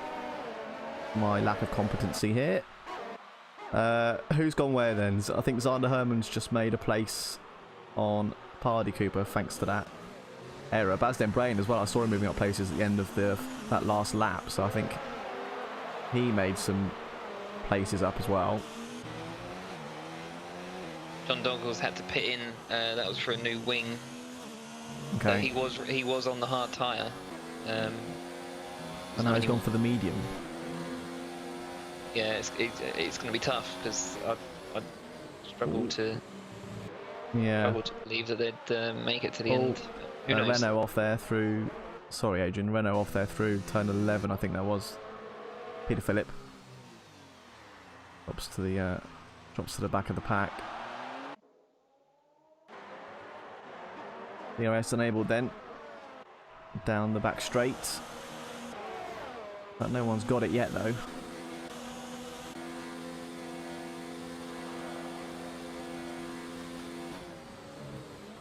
And Aston just needs to get a bit of a wiggle on now. It's difficult though, isn't it? Because obviously the car he wants to pass has also got DRS from the car in front of him. Yeah. And he makes it trickier. Oh, did Niche just pass Sander Herman? Oh, did he? Oh yeah, it looks like he did. Sander on the grass and on the curb. That's going to hurt his braking ability there. But Niche seals the move in there. P7 for him. Good job. Gets a penalty just to add to just to celebrate. It always happens, doesn't it? It makes such a good move and then. Yeah. Absolutely. Such a skill to get around a track with absolutely no warnings, and you know, there's only one man that I know that can do it. I don't know what you're talking about. I saw him on the subway, but he was with another man. Adrian Rich, of course. I despise penalties. Yeah, I can tell. You never get any.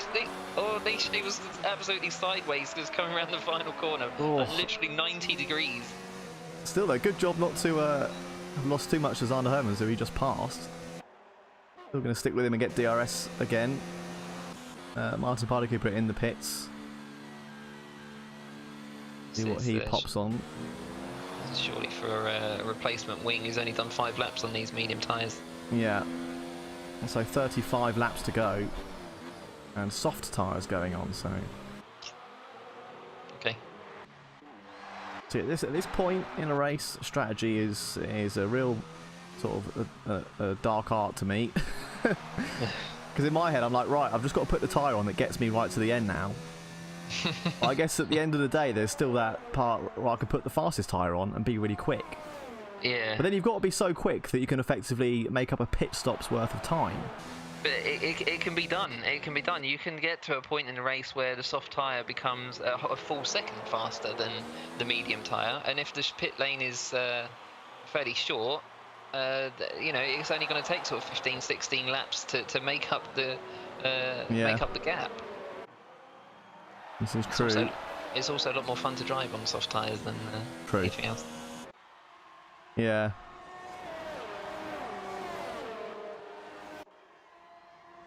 It's hard to kind of convince yourself of that, though. I find it's like, right, I'm going to get these soft tyres on. I'm going to be rapid.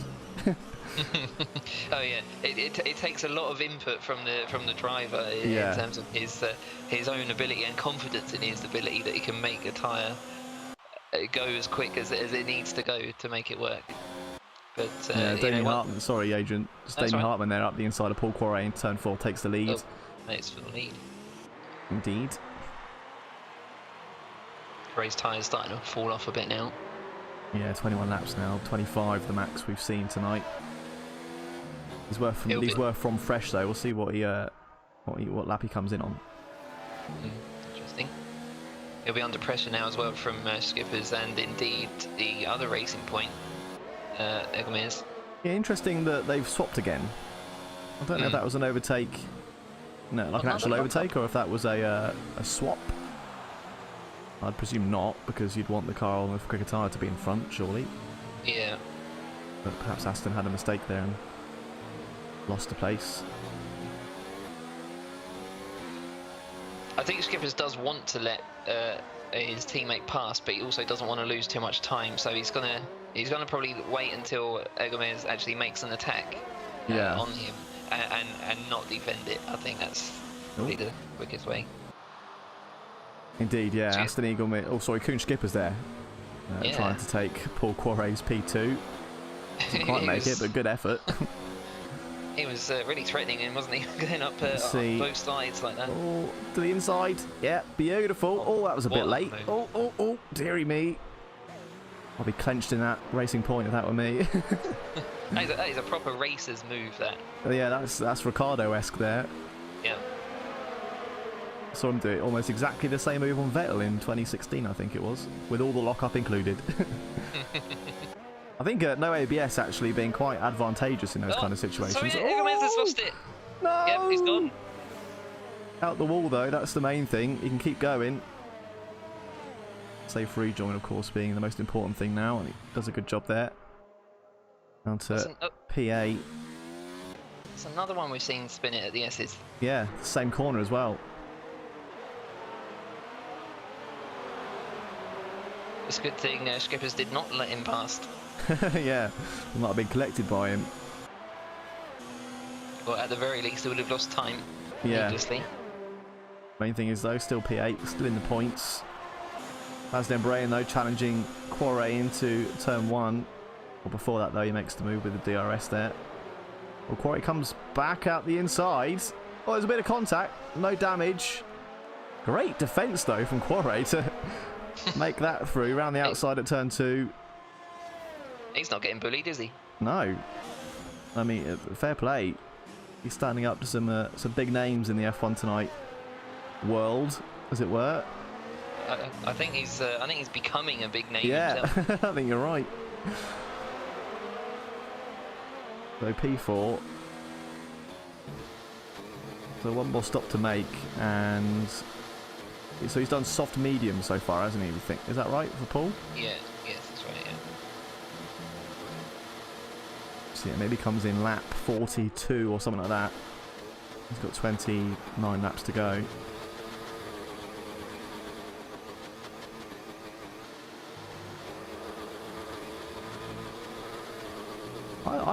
I'm starting to wonder if a hard tyre factors into the optimal strategy around here. So on the face of it, at least, do you think soft, medium, the way we've seen the tyres kind of last tonight, there's not really enough laps in all of the tyres to get 71 laps out of those three, is there? Soft, medium. I think there is just about, but you've got to manage them. Yeah. Manage them well, but then you've also got to be quick on them. Yeah. Very difficult. Yeah, it is. the drawback with the hard tyre is obviously. Oh, Oh, sorry, Quarry locking up, yeah. Big lock up.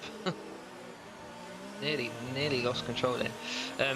Yeah, obviously the big drawback with the hard tyre is the lack of pace that they can manage.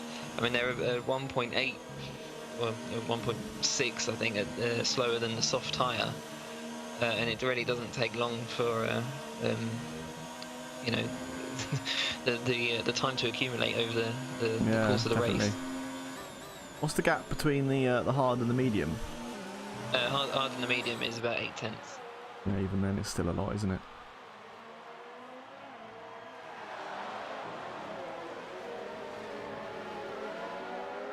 And Peter Phillip actually on the hard tyre as well, P13.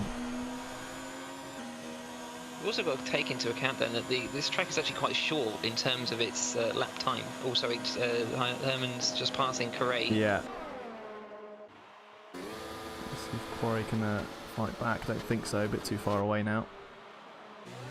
Niche closing in as well on that battle.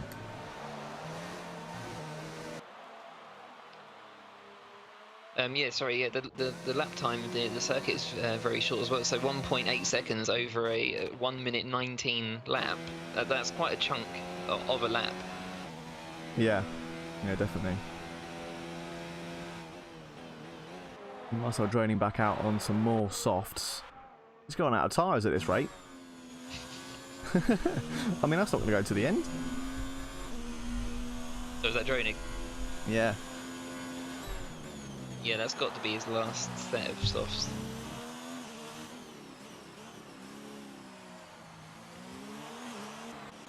Van Herman's really close to Brain as well. Through the final sector. Good exit here will be important for him. And these are the two veteran drivers here. Indeed. Both have won races. Van Herman's won the first race of last season. Australia. He's had another win since, so he's only won 2. And he's just won that battle. Sebastian Brain up into P3. Flying the flag on his own tonight, of course, for Ferrari. I think it's the first time that's happened in a while. I remember the last time Boy DNF'd. Is it Azerbaijan? Yeah, it might have been, yeah. And Hazzah as well, just past Quarry, I think at the beginning of, the turn 1, I would have thought. I'm not loving those medium tyres anymore. Perhaps trying to stretch them so he can do something else with his strategy. We've got 29 laps to go.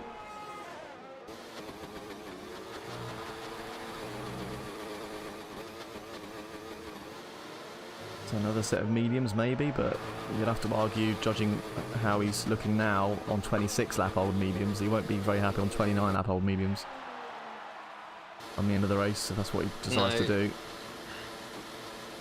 But I think he's had to commit to it, because the only alternative is to stretch these tyres out further, so you get within the sort of 20 lap range for the end of the race, so you can use the soft tyres for the final stint. It's a long way to go, isn't it? 7 more laps. Yeah. What's his lap time like on that last one? That was a 21.6 in comparison to, say, Hazzah ahead on doing a 20.0. Yeah. He's tyres that are half the age. Struggling a bit. So he's going to lose potentially a second and a half every lap to him. Yeah. For what, 7 more laps? That's 10 seconds lost. But then he'll be on the soft tyre for 20 laps, so you can quite easily make those 10 seconds back by doing that. Very true. Although if he pits now, he can go to the end on medium tyres. He'll lose 20 seconds in the pit, but will be gaining about half a second a lap on Hazzah, and Hazzah will have to pit again, so yeah, there's that option as well. So you suspect that Hazzah will be on the soft tyre at the end? Yes, absolutely. And Hazzah will be behind Correa at the end of the race, I'm sure. Did you think so? Yeah. Yeah, I think whatever Paul chooses to do, I think he will beat Niche.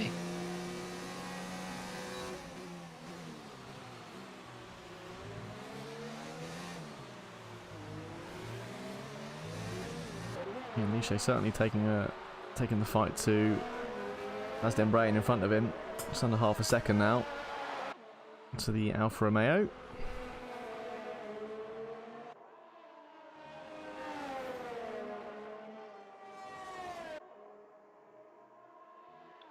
It's another penalty for Niche. That's going to help Correa.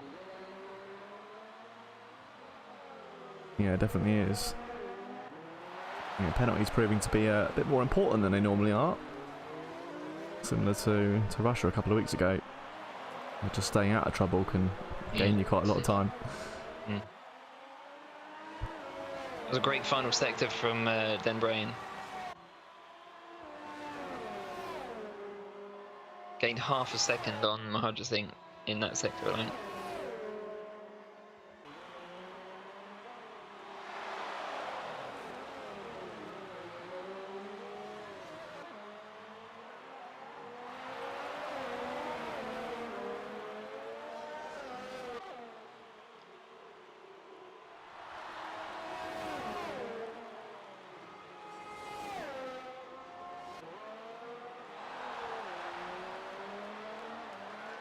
Jonig and Donkel just battling away for P10.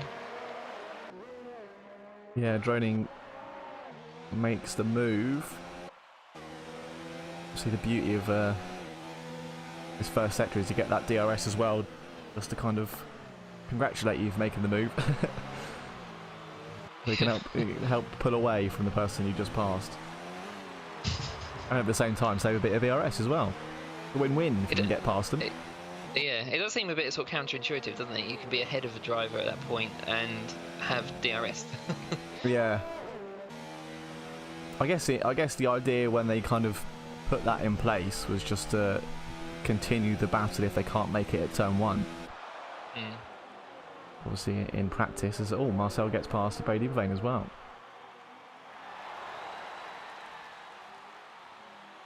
Good job, looking pretty racy on those new softs. Yes, indeed.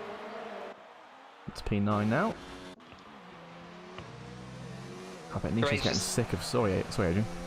That's all right. I was going to say, Correa just set his fastest lap of the race at 20.1 on 30 lap old tyres. Nice. He's found his groove again then. I was going to say as well that I think Nisha, we're getting sick of seeing the back of that Alfa Romeo now. It's been about this far back for 5 or more laps now. We often refer to it, don't we? It's very, it's one thing to catch a driver, and then it's another thing entirely to just pass him. Yeah. Just speaking of catching, I think that's what Nisha is just about to do. Pass him though. Not quite. I feel like in that circumstance, it was just a case of going for it. You think so? Send it. Yeah. You got to. I mean, the only issue with that is. And that's obviously one of the important things about kind of being forward-thinking whilst you're racing it and doing everything else you're doing as a driver, but obviously thinking about the fact he's going to have DRS on him anyway when he gets to this straight, so maybe not risk it and do it now, which he's going to do. And also, of course, then get DRS down the second straight between turn 3 and 4. Kind of hopefully solidify that pass. And that looks pretty good. Bit of tail slide in there out of turn 3, but DRS open, pulls out the gap. As playing it sensible, once the pass was made, he switched it down to mode 0. He wasn't going to attempt to sort of fight too much. But yeah, absolutely credit to Niche for making the move in the first place. That's the best way to do it, really. Yep, indeed. Paul Quarry as well, just stopping there for new mediums. John Donker as well, making the pass on, or at least looking to try and make the pass on Droning there. Droning defends though, so stays in P9 does John. Quarry back out on his mediums to the end of the race. Gray will probably feel a bit unlucky at this point to have come out behind this fight. Yeah. I think at the same time though, as you pointed out, that fastest lap he did for himself on that 30 lap old mediums, at least he knows now that he's got less than 30 laps to go and he can be quick on even older mediums, so yeah. Yep. Hopefully he can just keep his head down, put some quick laps in. Aston Eaglemez as well coming in. His last stop now on mediums as well. I wondered if Eaglemez would have risked the soft tyre. 23 laps to go and the tyre will be very light. Quarry comes up behind him. John just gets past. Can Quarry make the move up the inside? Oh, I would have gone for the inside. Be aggressive. Oh, he's done it anyway. Oh, bit of contact. A little bit bumper car-y, but not too bad. Eaglemez probably won't appreciate that. Yeah, it's a bit of a nudge. Hopefully he didn't slow down too much though. I think that's the second incident or second bit of argy-bargy Eaglemez has been involved with. Yeah.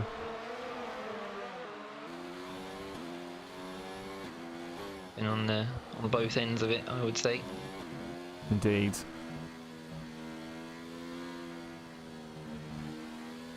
You could personalise it for Aston and call it Eagle Beagle. Wait, instead of argy-bargy? Yeah. Bit of Eagle Beagle.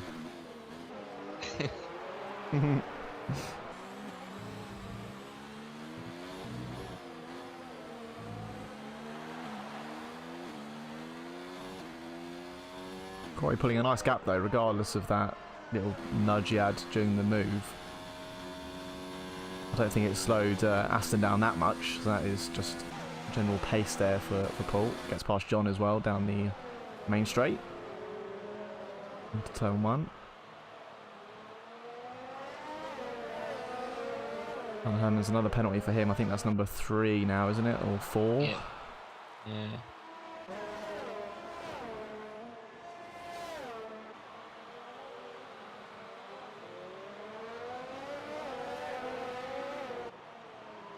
Yeah, number 3. Well, Niche gets the move done now up the inside of Baz Brain. Oh, but maybe gives it back. I'm not sure if he was happy with the way he did that. So. Yeah, I think that was an illegal overtake, and the game forced him to give it back. I think it's desperation at this point for Niche. Lando Herman's in the pits. He's back out on fresh mediums. Again, unnecessary, I think. Yeah, 21 laps now. You think is doable, wouldn't you, on the soft? What's the longest we've seen the soft go in this race? I think around 20. Definitely in the high teens. The lowest we saw was 11 laps, which I think was Paul right at the start of the race. Yeah, Skipper's pitted in after 17 laps when starting on the soft tyre. Yeah. Yeah, so yeah, you'd imagine come the end of the race, yeah, you could do 20 laps easy.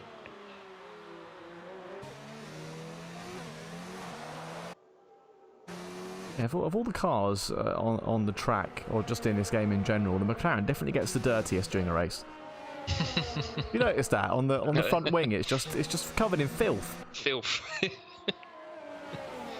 Definitely more than the other cars. Or is he going to go for it again? Just send it. Niche. Yeah, that'll do. That's it, boy. There you go, nicely done. That's Niche, mate, not boy. That was punchy.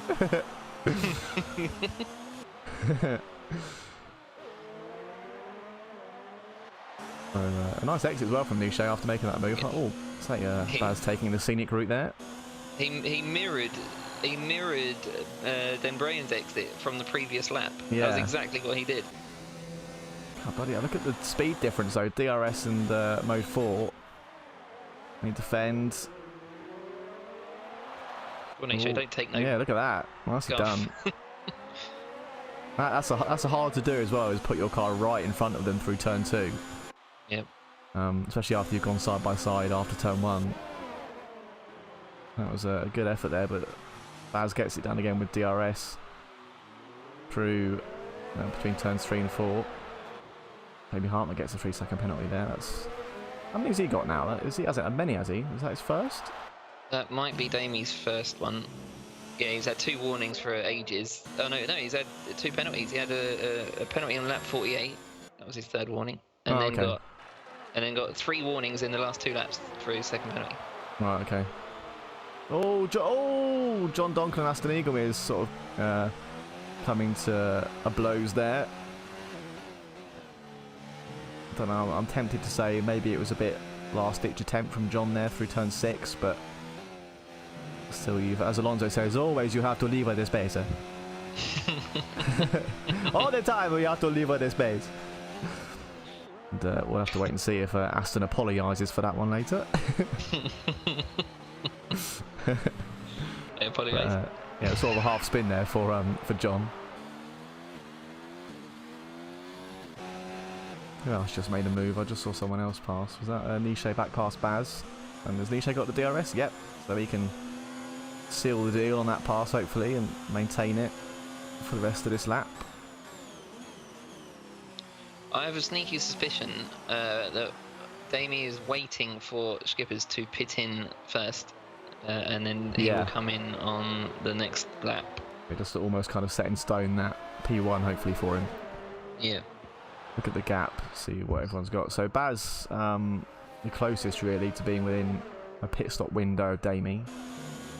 Niche is maybe just within it, so he might pass Damie if he was to stop now.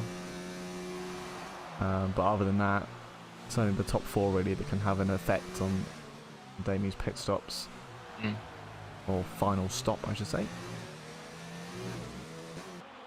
Yeah, Niche pulling out a 2nd there on Baz, and I think he had a 2nd over the detection point as well, so that should keep him free of DRS attack from Baz. We'll see now, just to confirm.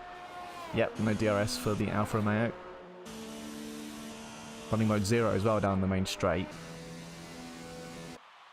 But he has got a full tank compared to Niche's 30%.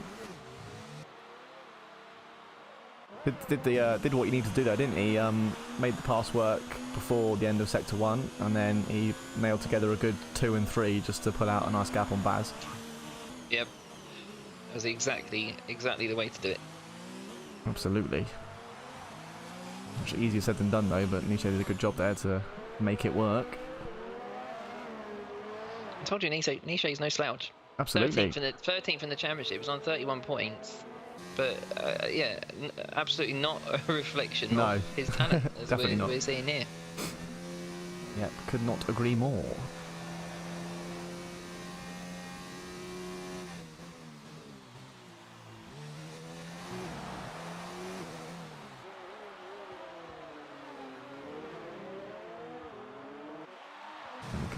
That might be a warning there for Niche in the last 2 corners. Peter Philip just got past Party Cooper there, I think, down the main straight.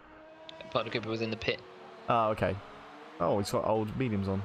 I did wonder if he'd stopped or not. Yeah, he was definitely in the pit. Sorry, Ari Kopp now in the pits. Coming off his 22-lap old mediums. I presume for some fresh softs if he's got them. Yeah, we should see some. All pit stops from now should be for red tyres. Yeah, there you go. Back out on the softs. He's going to come out in 11th and chase down Deeperbane, so he still could be in with a chance of a point tonight. Yeah. Maybe even an extra one if he can take the fight to John as well.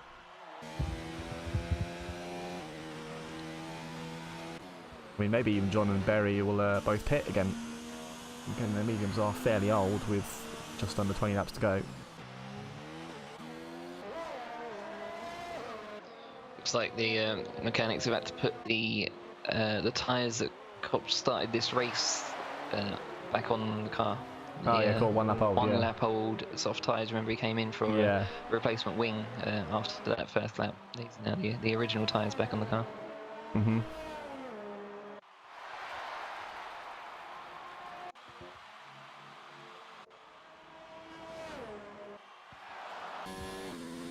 Some completely useless information there. What regards to tyres? I disagree. Well, thank you. I think it shows, you know, what kind of a race that Ari's having right now. Stopped on lap 1 for a wing change, was right at the back, and now he's probably going to be in a chance of a few points. Yes, indeed. That's pretty good going for him. Up 55 now. I haven't done it yet, so here we bloody well go. This is F1 Tonight Netherlands, Season 7, round number 18, the Mexican Grand Prix. Lap 55, and Damien Hartman leads us around the circuit. Bit of rubber banding going on between him and Koen Schippers. The gap sort of 4 and a bit seconds, then 3 and a bit, 4 and a bit, to me to you, to me to you. Well, Koen Schippers there makes the call, which I think, as you said, Adrian, Damie's going to have wanted to see. And on go the fresh softs. That's a minty fresh. Skipper's in the pit then. His teammate, Egomez, has just passed Marcel Dronig a few corners ago, actually. That's as Dronig's tyres sort of go past that crossover point when the mediums actually become faster than the softs. Yeah, and Zander Hermans with the faster medium as well, gets past Bas Den Breyen for P3. He's going to be about 3 seconds behind Damie, you would suspect, once he rejoins. Yeah. Could be looking good for a second place finish, though. Maybe.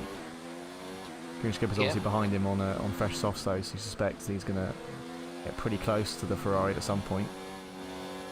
Depends how good of a defence Baz puts on. That's not bad going from Sanders.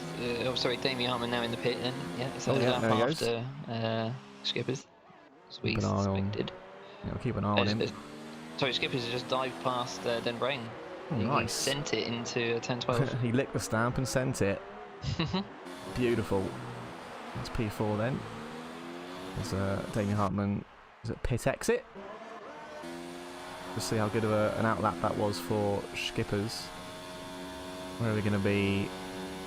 4.6, so not too bad. It was about on par with what he was doing. Oh no, 3.7 now. It's coming down. 3.5, 3.4, 3.3. Are you counting with me at home? 3.4. So no, it was a pretty good outlap then for Schippers. Yeah. Knocked the gap down. Yeah, looks like it.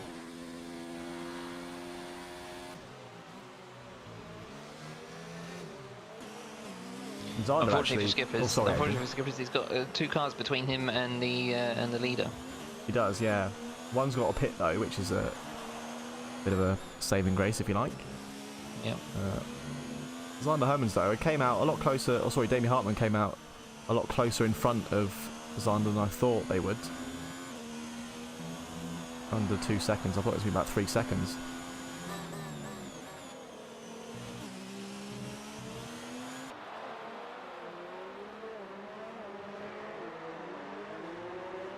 Yeah, as you said a moment ago about Zander doing a good job. Obviously, he's had a moment, hasn't he, in this race, like many others have had at turn 11. And he had done a good job to sort of recover back up to second.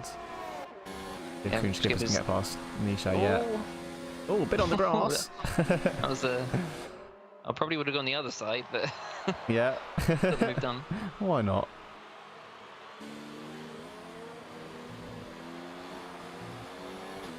Yeah, nice job up to P3 then for Schippers.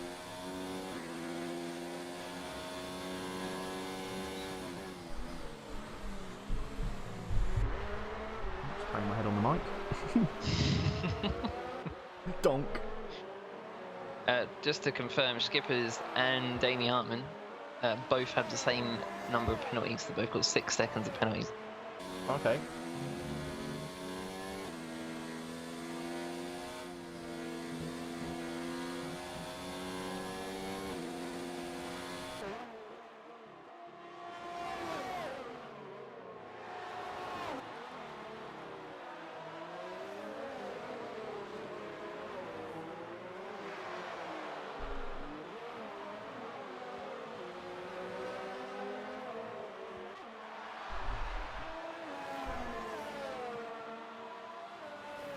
Jamie Altman, purple, 3rd sector on those brand new soft tyres. That's unsurprising. Nice. And 18.6 was his lap time. 18.3 from Skippers. That was DRS assisted. Yeah, lovely. Just over, or just under a tenth, sorry, for Alexander Herman's fastest lap, a 1:18.2. And Brian going for a hot lap as well. He's just about to cross the line. He's in 8th place. It will be fastest lap. 17.0, blimey. Some 1.2 seconds faster than the last fastest lap. Yeah. How does that compare to current laps on track? He did completely exhaust his battery. Yeah. So that's definitely over a second faster than other drivers out there, isn't it, at the moment? Yes. Yeah. So he did a 17.0. The second fastest is an 18.3. That is Skipper's. Yeah. Very good. It's only a matter of time then. I think Zander will know that as well before Skippers passes him. But how do you feel in Zander's shoes now? Would you just be like, I've got a podium here because Nisho's got a pit. I'm pretty fine. Or would you be like, no, I want second? If it was me, then yes, I would probably concede, you know, to the bottom step of the podium and be happy. Yeah. But I'm not a driver that has Sander Herman's talent, and I think because of that, I think he knows that he's in with a good shout of holding on to second place. And I would say, yeah, if I was Sander, I would fight for second. But if I were me, don't. Right, okay, got it. If you're me, give up. Park the car, get out. Switch everything off. I am stupid. I think I wouldn't fight it. I would let him go, save my tyres, because I know at the end I'm going to match his pace. He is defying a bit. We nearly had a repeat. We nearly had a repeat there with the Force India. Yeah. Almost making contact with the Ferrari at that turn 12 that we saw earlier on. Go back to Racing Point's old name back in 2016. Did I say Force India? Yeah. Oh, what an idiot. Classic. I'm stupid. I switched over. I'm stupid. Oh, don't worry, mate. I think I've only just stopped calling them Force India. It was funny enough though. It was much easier for me to stop calling Alfa Romeo Sauber. That was Alfa Romeo right when they changed. It was like, okay, they're Alfa Romeo now. No. But Racing Point, it was like, no, Force India. I don't know why. It was harder for me to forget Force India. What about calling them Aston Martin in a couple of years? Yeah, that'll be interesting. Well, that'll be is it Racing Point that are becoming Aston Martin? Yeah, it is, isn't it? Yeah. Yeah, well, I don't know. We'll wait and see, I guess. That'd be interesting to have Aston Martin in F1 for the first time. I find that hard to believe. I don't know for certain, but I'm sure they must have been in it. Jag have been in before, haven't they? Jag. What's happened to John Donkel? He just lost 2 places to Baz and Niche. Both soft runners, maybe. I presume.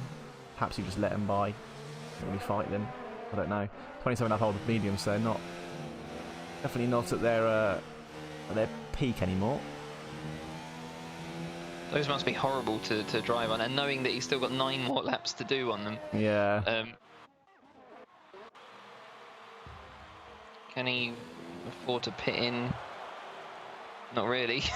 He's kind of screwed it either way, because if he pits in, he'll be behind drivers on soft tyres and outside the points, and if he doesn't pit in, these tyres are going to be horrible. They're probably horrible now. Yeah. And he's going to have to defend against drivers that are on nice, shiny, soft tyres. So it's catch-22. It's a lose-lose situation for him, unfortunately. Yeah.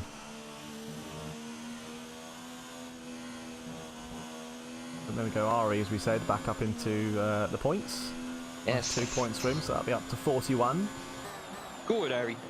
Go on, Ari.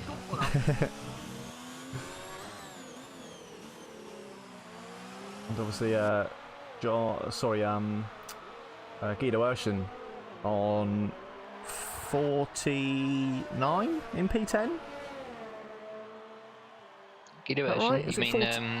Dreinig? Oh no. No, it is Guido, isn't it? The other Red Bull. Yes, it is Guido. Yeah, it is Guido. Yeah, in P10. Yeah, P10. Is it 49? Yeah, 49. Yeah, so Ari only 8 points behind him now, back up to the top 10.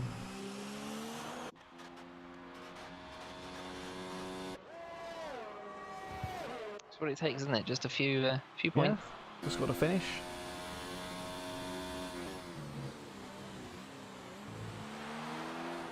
Going to be in with a shout of more.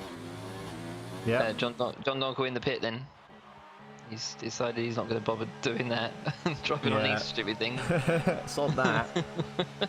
The longest we've seen someone go is 30 laps, isn't it? Yeah. Well, he's got to do a wing change as well, perhaps that.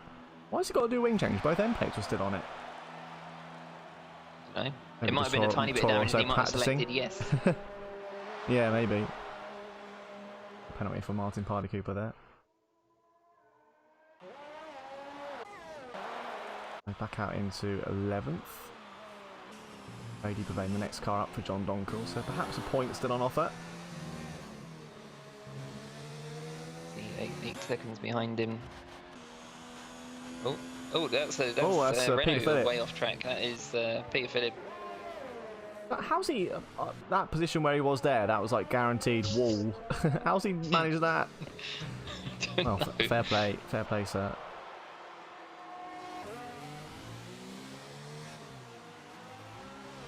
Also, the good thing about running off onto concrete is your tyres don't get too slippery. Yeah. You can get going fairly quickly. When they do pick up marbles, Yeah, true. those bits of the track, that can be quite slippery, but yeah, it's not quite as bad as grass and gravel. It's funny, Jeff never really tells you about marbles anymore. No. I remember No, the last game I think that happened was 2013. Was it? Yeah, and that was also they also used to visualise it on the tyres. You could see little lumps on the tyres if you ever went off course. Yeah. But you can't really see anything on the tyres when you go off course in the game now. Well, you get grass obviously on there. No, you do. You especially see it if you've just been off track and then come into the pit and there's the tyres slow right down. You can see all the little bubbles. But you used to see it at speed though in some of the older games. I don't know if you still see it at speed in these ones. I know what you mean. Yeah. Well, they really matter. I'm not really fussed about marble simulation, to be honest.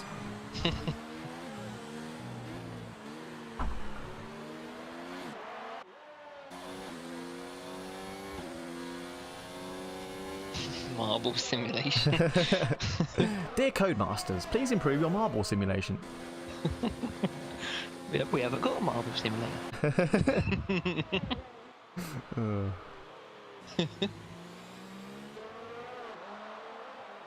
What I would like is completely manual pit stops and a in lap at the end of the race. Like Project Cars. Project Cars then. Yep. Where you get to drive it into the the paddock if you get on the podium, and you get to drive into the number if you get a bit angry for whatever reason. Don't know if you're aware, Dan. Season 8 of F1 Tonight Netherlands will be on Project Cars 2. Will it? No. Of course, with their very accurate 2020 F1 simulation on there as well.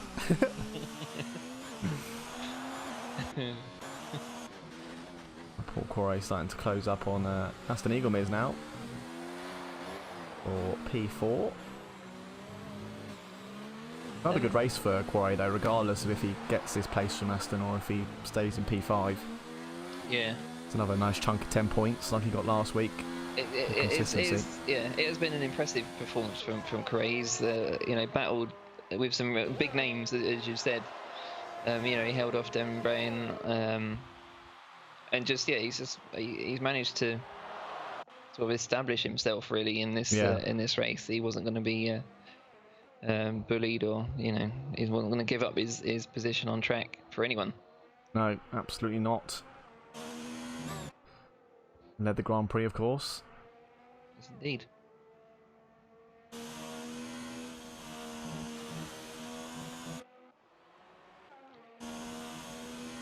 Who did you pick to win? Oh yeah, Boy. Williamson. Yeah. That's a negative on that one. Who did you pick? He said Paul. I said Paul for pole. Yeah. No, you said Paul for the win, didn't you? No, Paul for pole. I said if there can only be one name who's going to win it, and that's Boy Williamson. But you know, if I had to pick anyone else, it would be Damie. Did you say Damie? I did say Damie. Rewind it. I swear you said Paul. What, for the win? Yeah.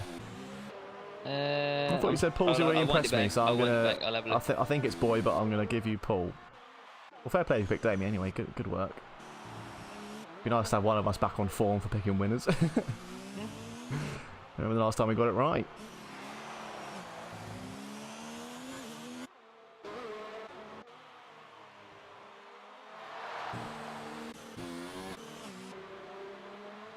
Well, 4 laps to go.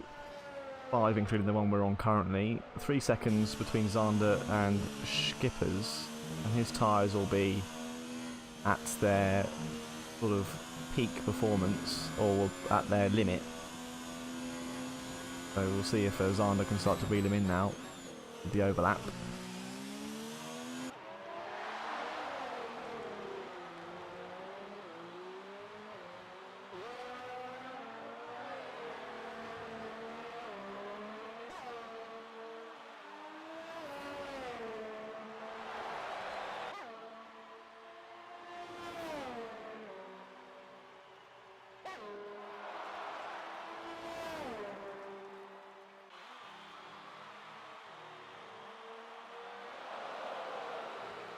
It's hard to argue there's going to be anybody else. I think if it was going to be anybody else, I think Damie Harmon would be more of a shout here. Very good. I did wonder myself. I couldn't quite remember. That was really weird for me, because that was you just started playing that after being quiet for a little while. I was like, where the hell are you talking from? Sounds like you're talking from outside your house. that was the Adrian from the past. Yeah, indeed. About an hour ago, but hour and a half. WhatsApp when you can, mate. Roger.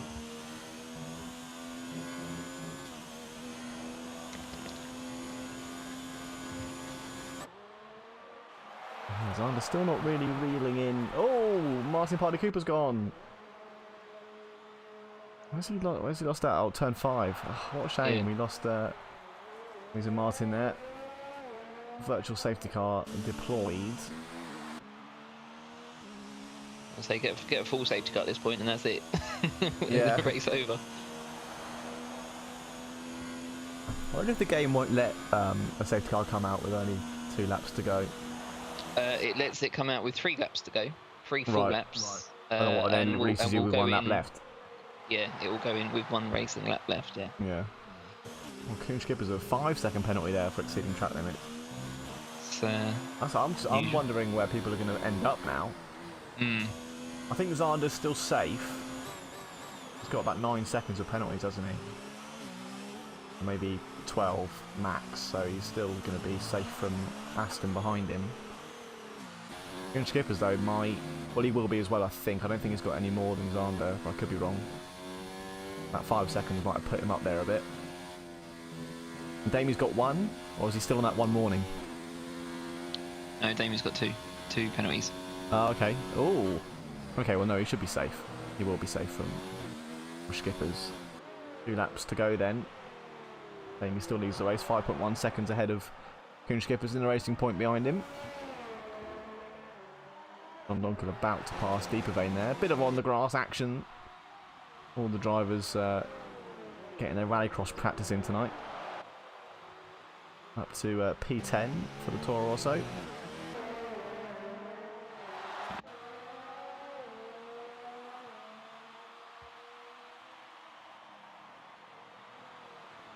Safe to say though, I mean I know it's still a big gap between the Alphas and the Toro Rossos, but definitely going to lose out some of that ground after this race.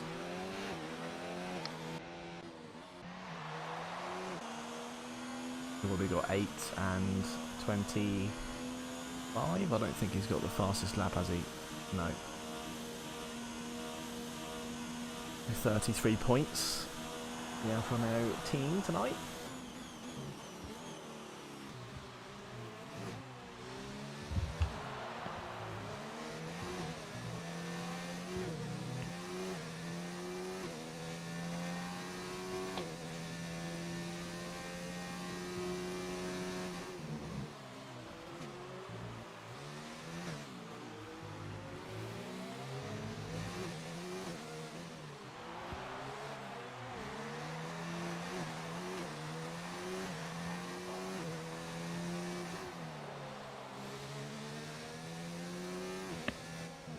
Damn it.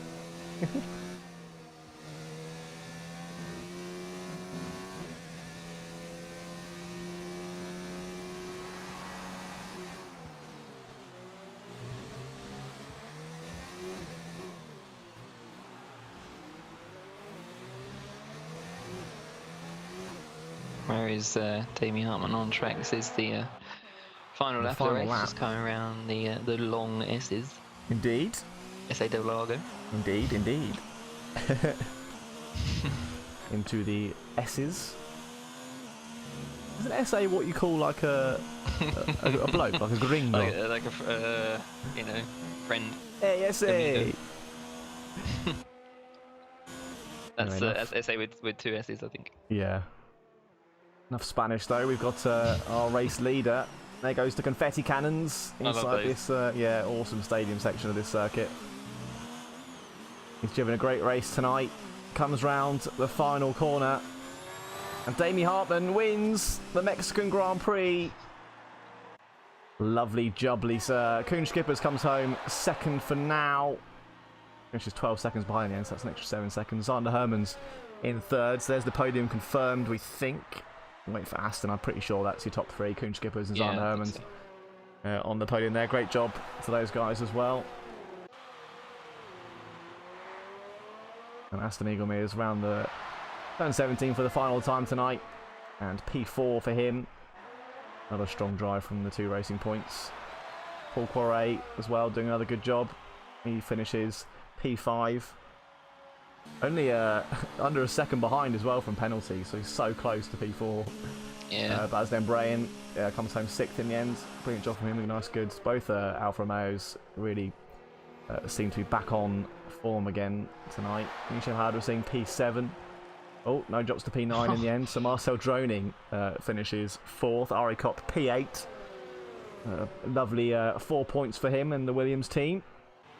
Ari just got a penalty on the final corner, which cost him 7th place. Oh, really? Oh, blimey, okay. That's a shame. And other drivers finished as well. They certainly did. Not all of them, though. The top three in the championship didn't. No. There's your podium, then. Damien Hartman back on the top step. It's been a while since he's been up there. He drove a good race to bring home the win.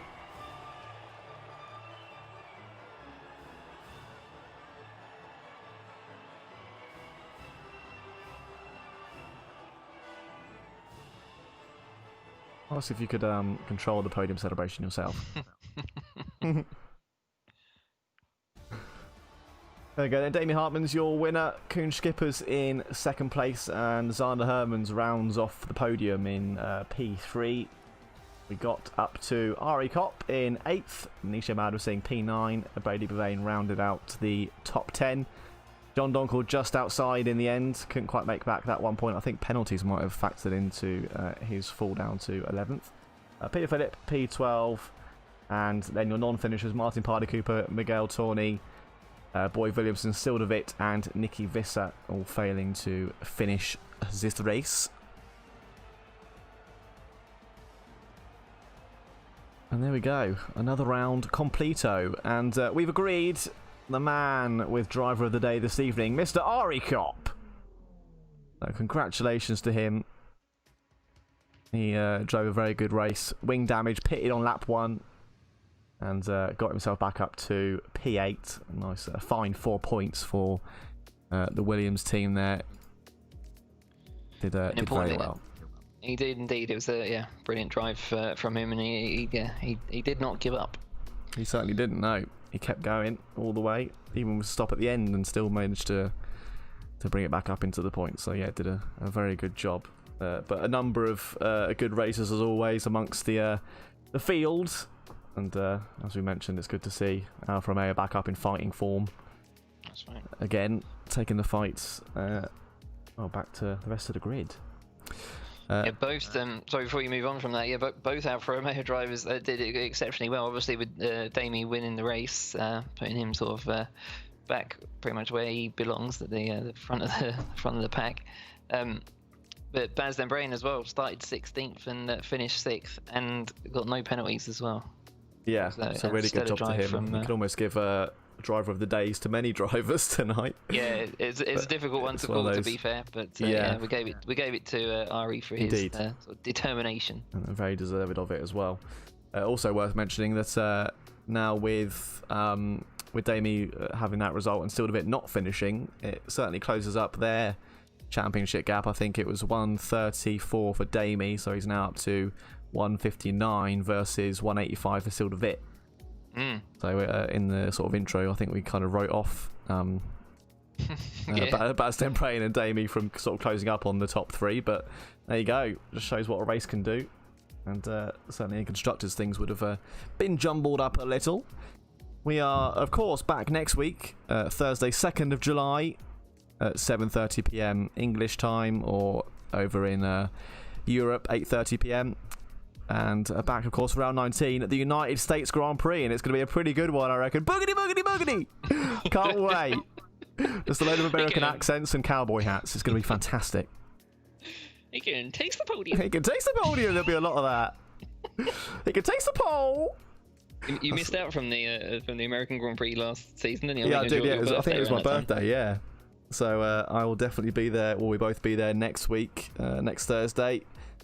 For the circuit of the Americas in Texas for round 19, as I've said. But anything for you to add, Adrian? Negative, other than it's just been an absolute pleasure, as always, to commentate alongside you, Dan. And look forward to seeing out the rest of the season. Absolutely, yeah. Well, right back at you, sir. A pleasure and a joy to have you in the comm box with me. Couldn't do it with anybody else.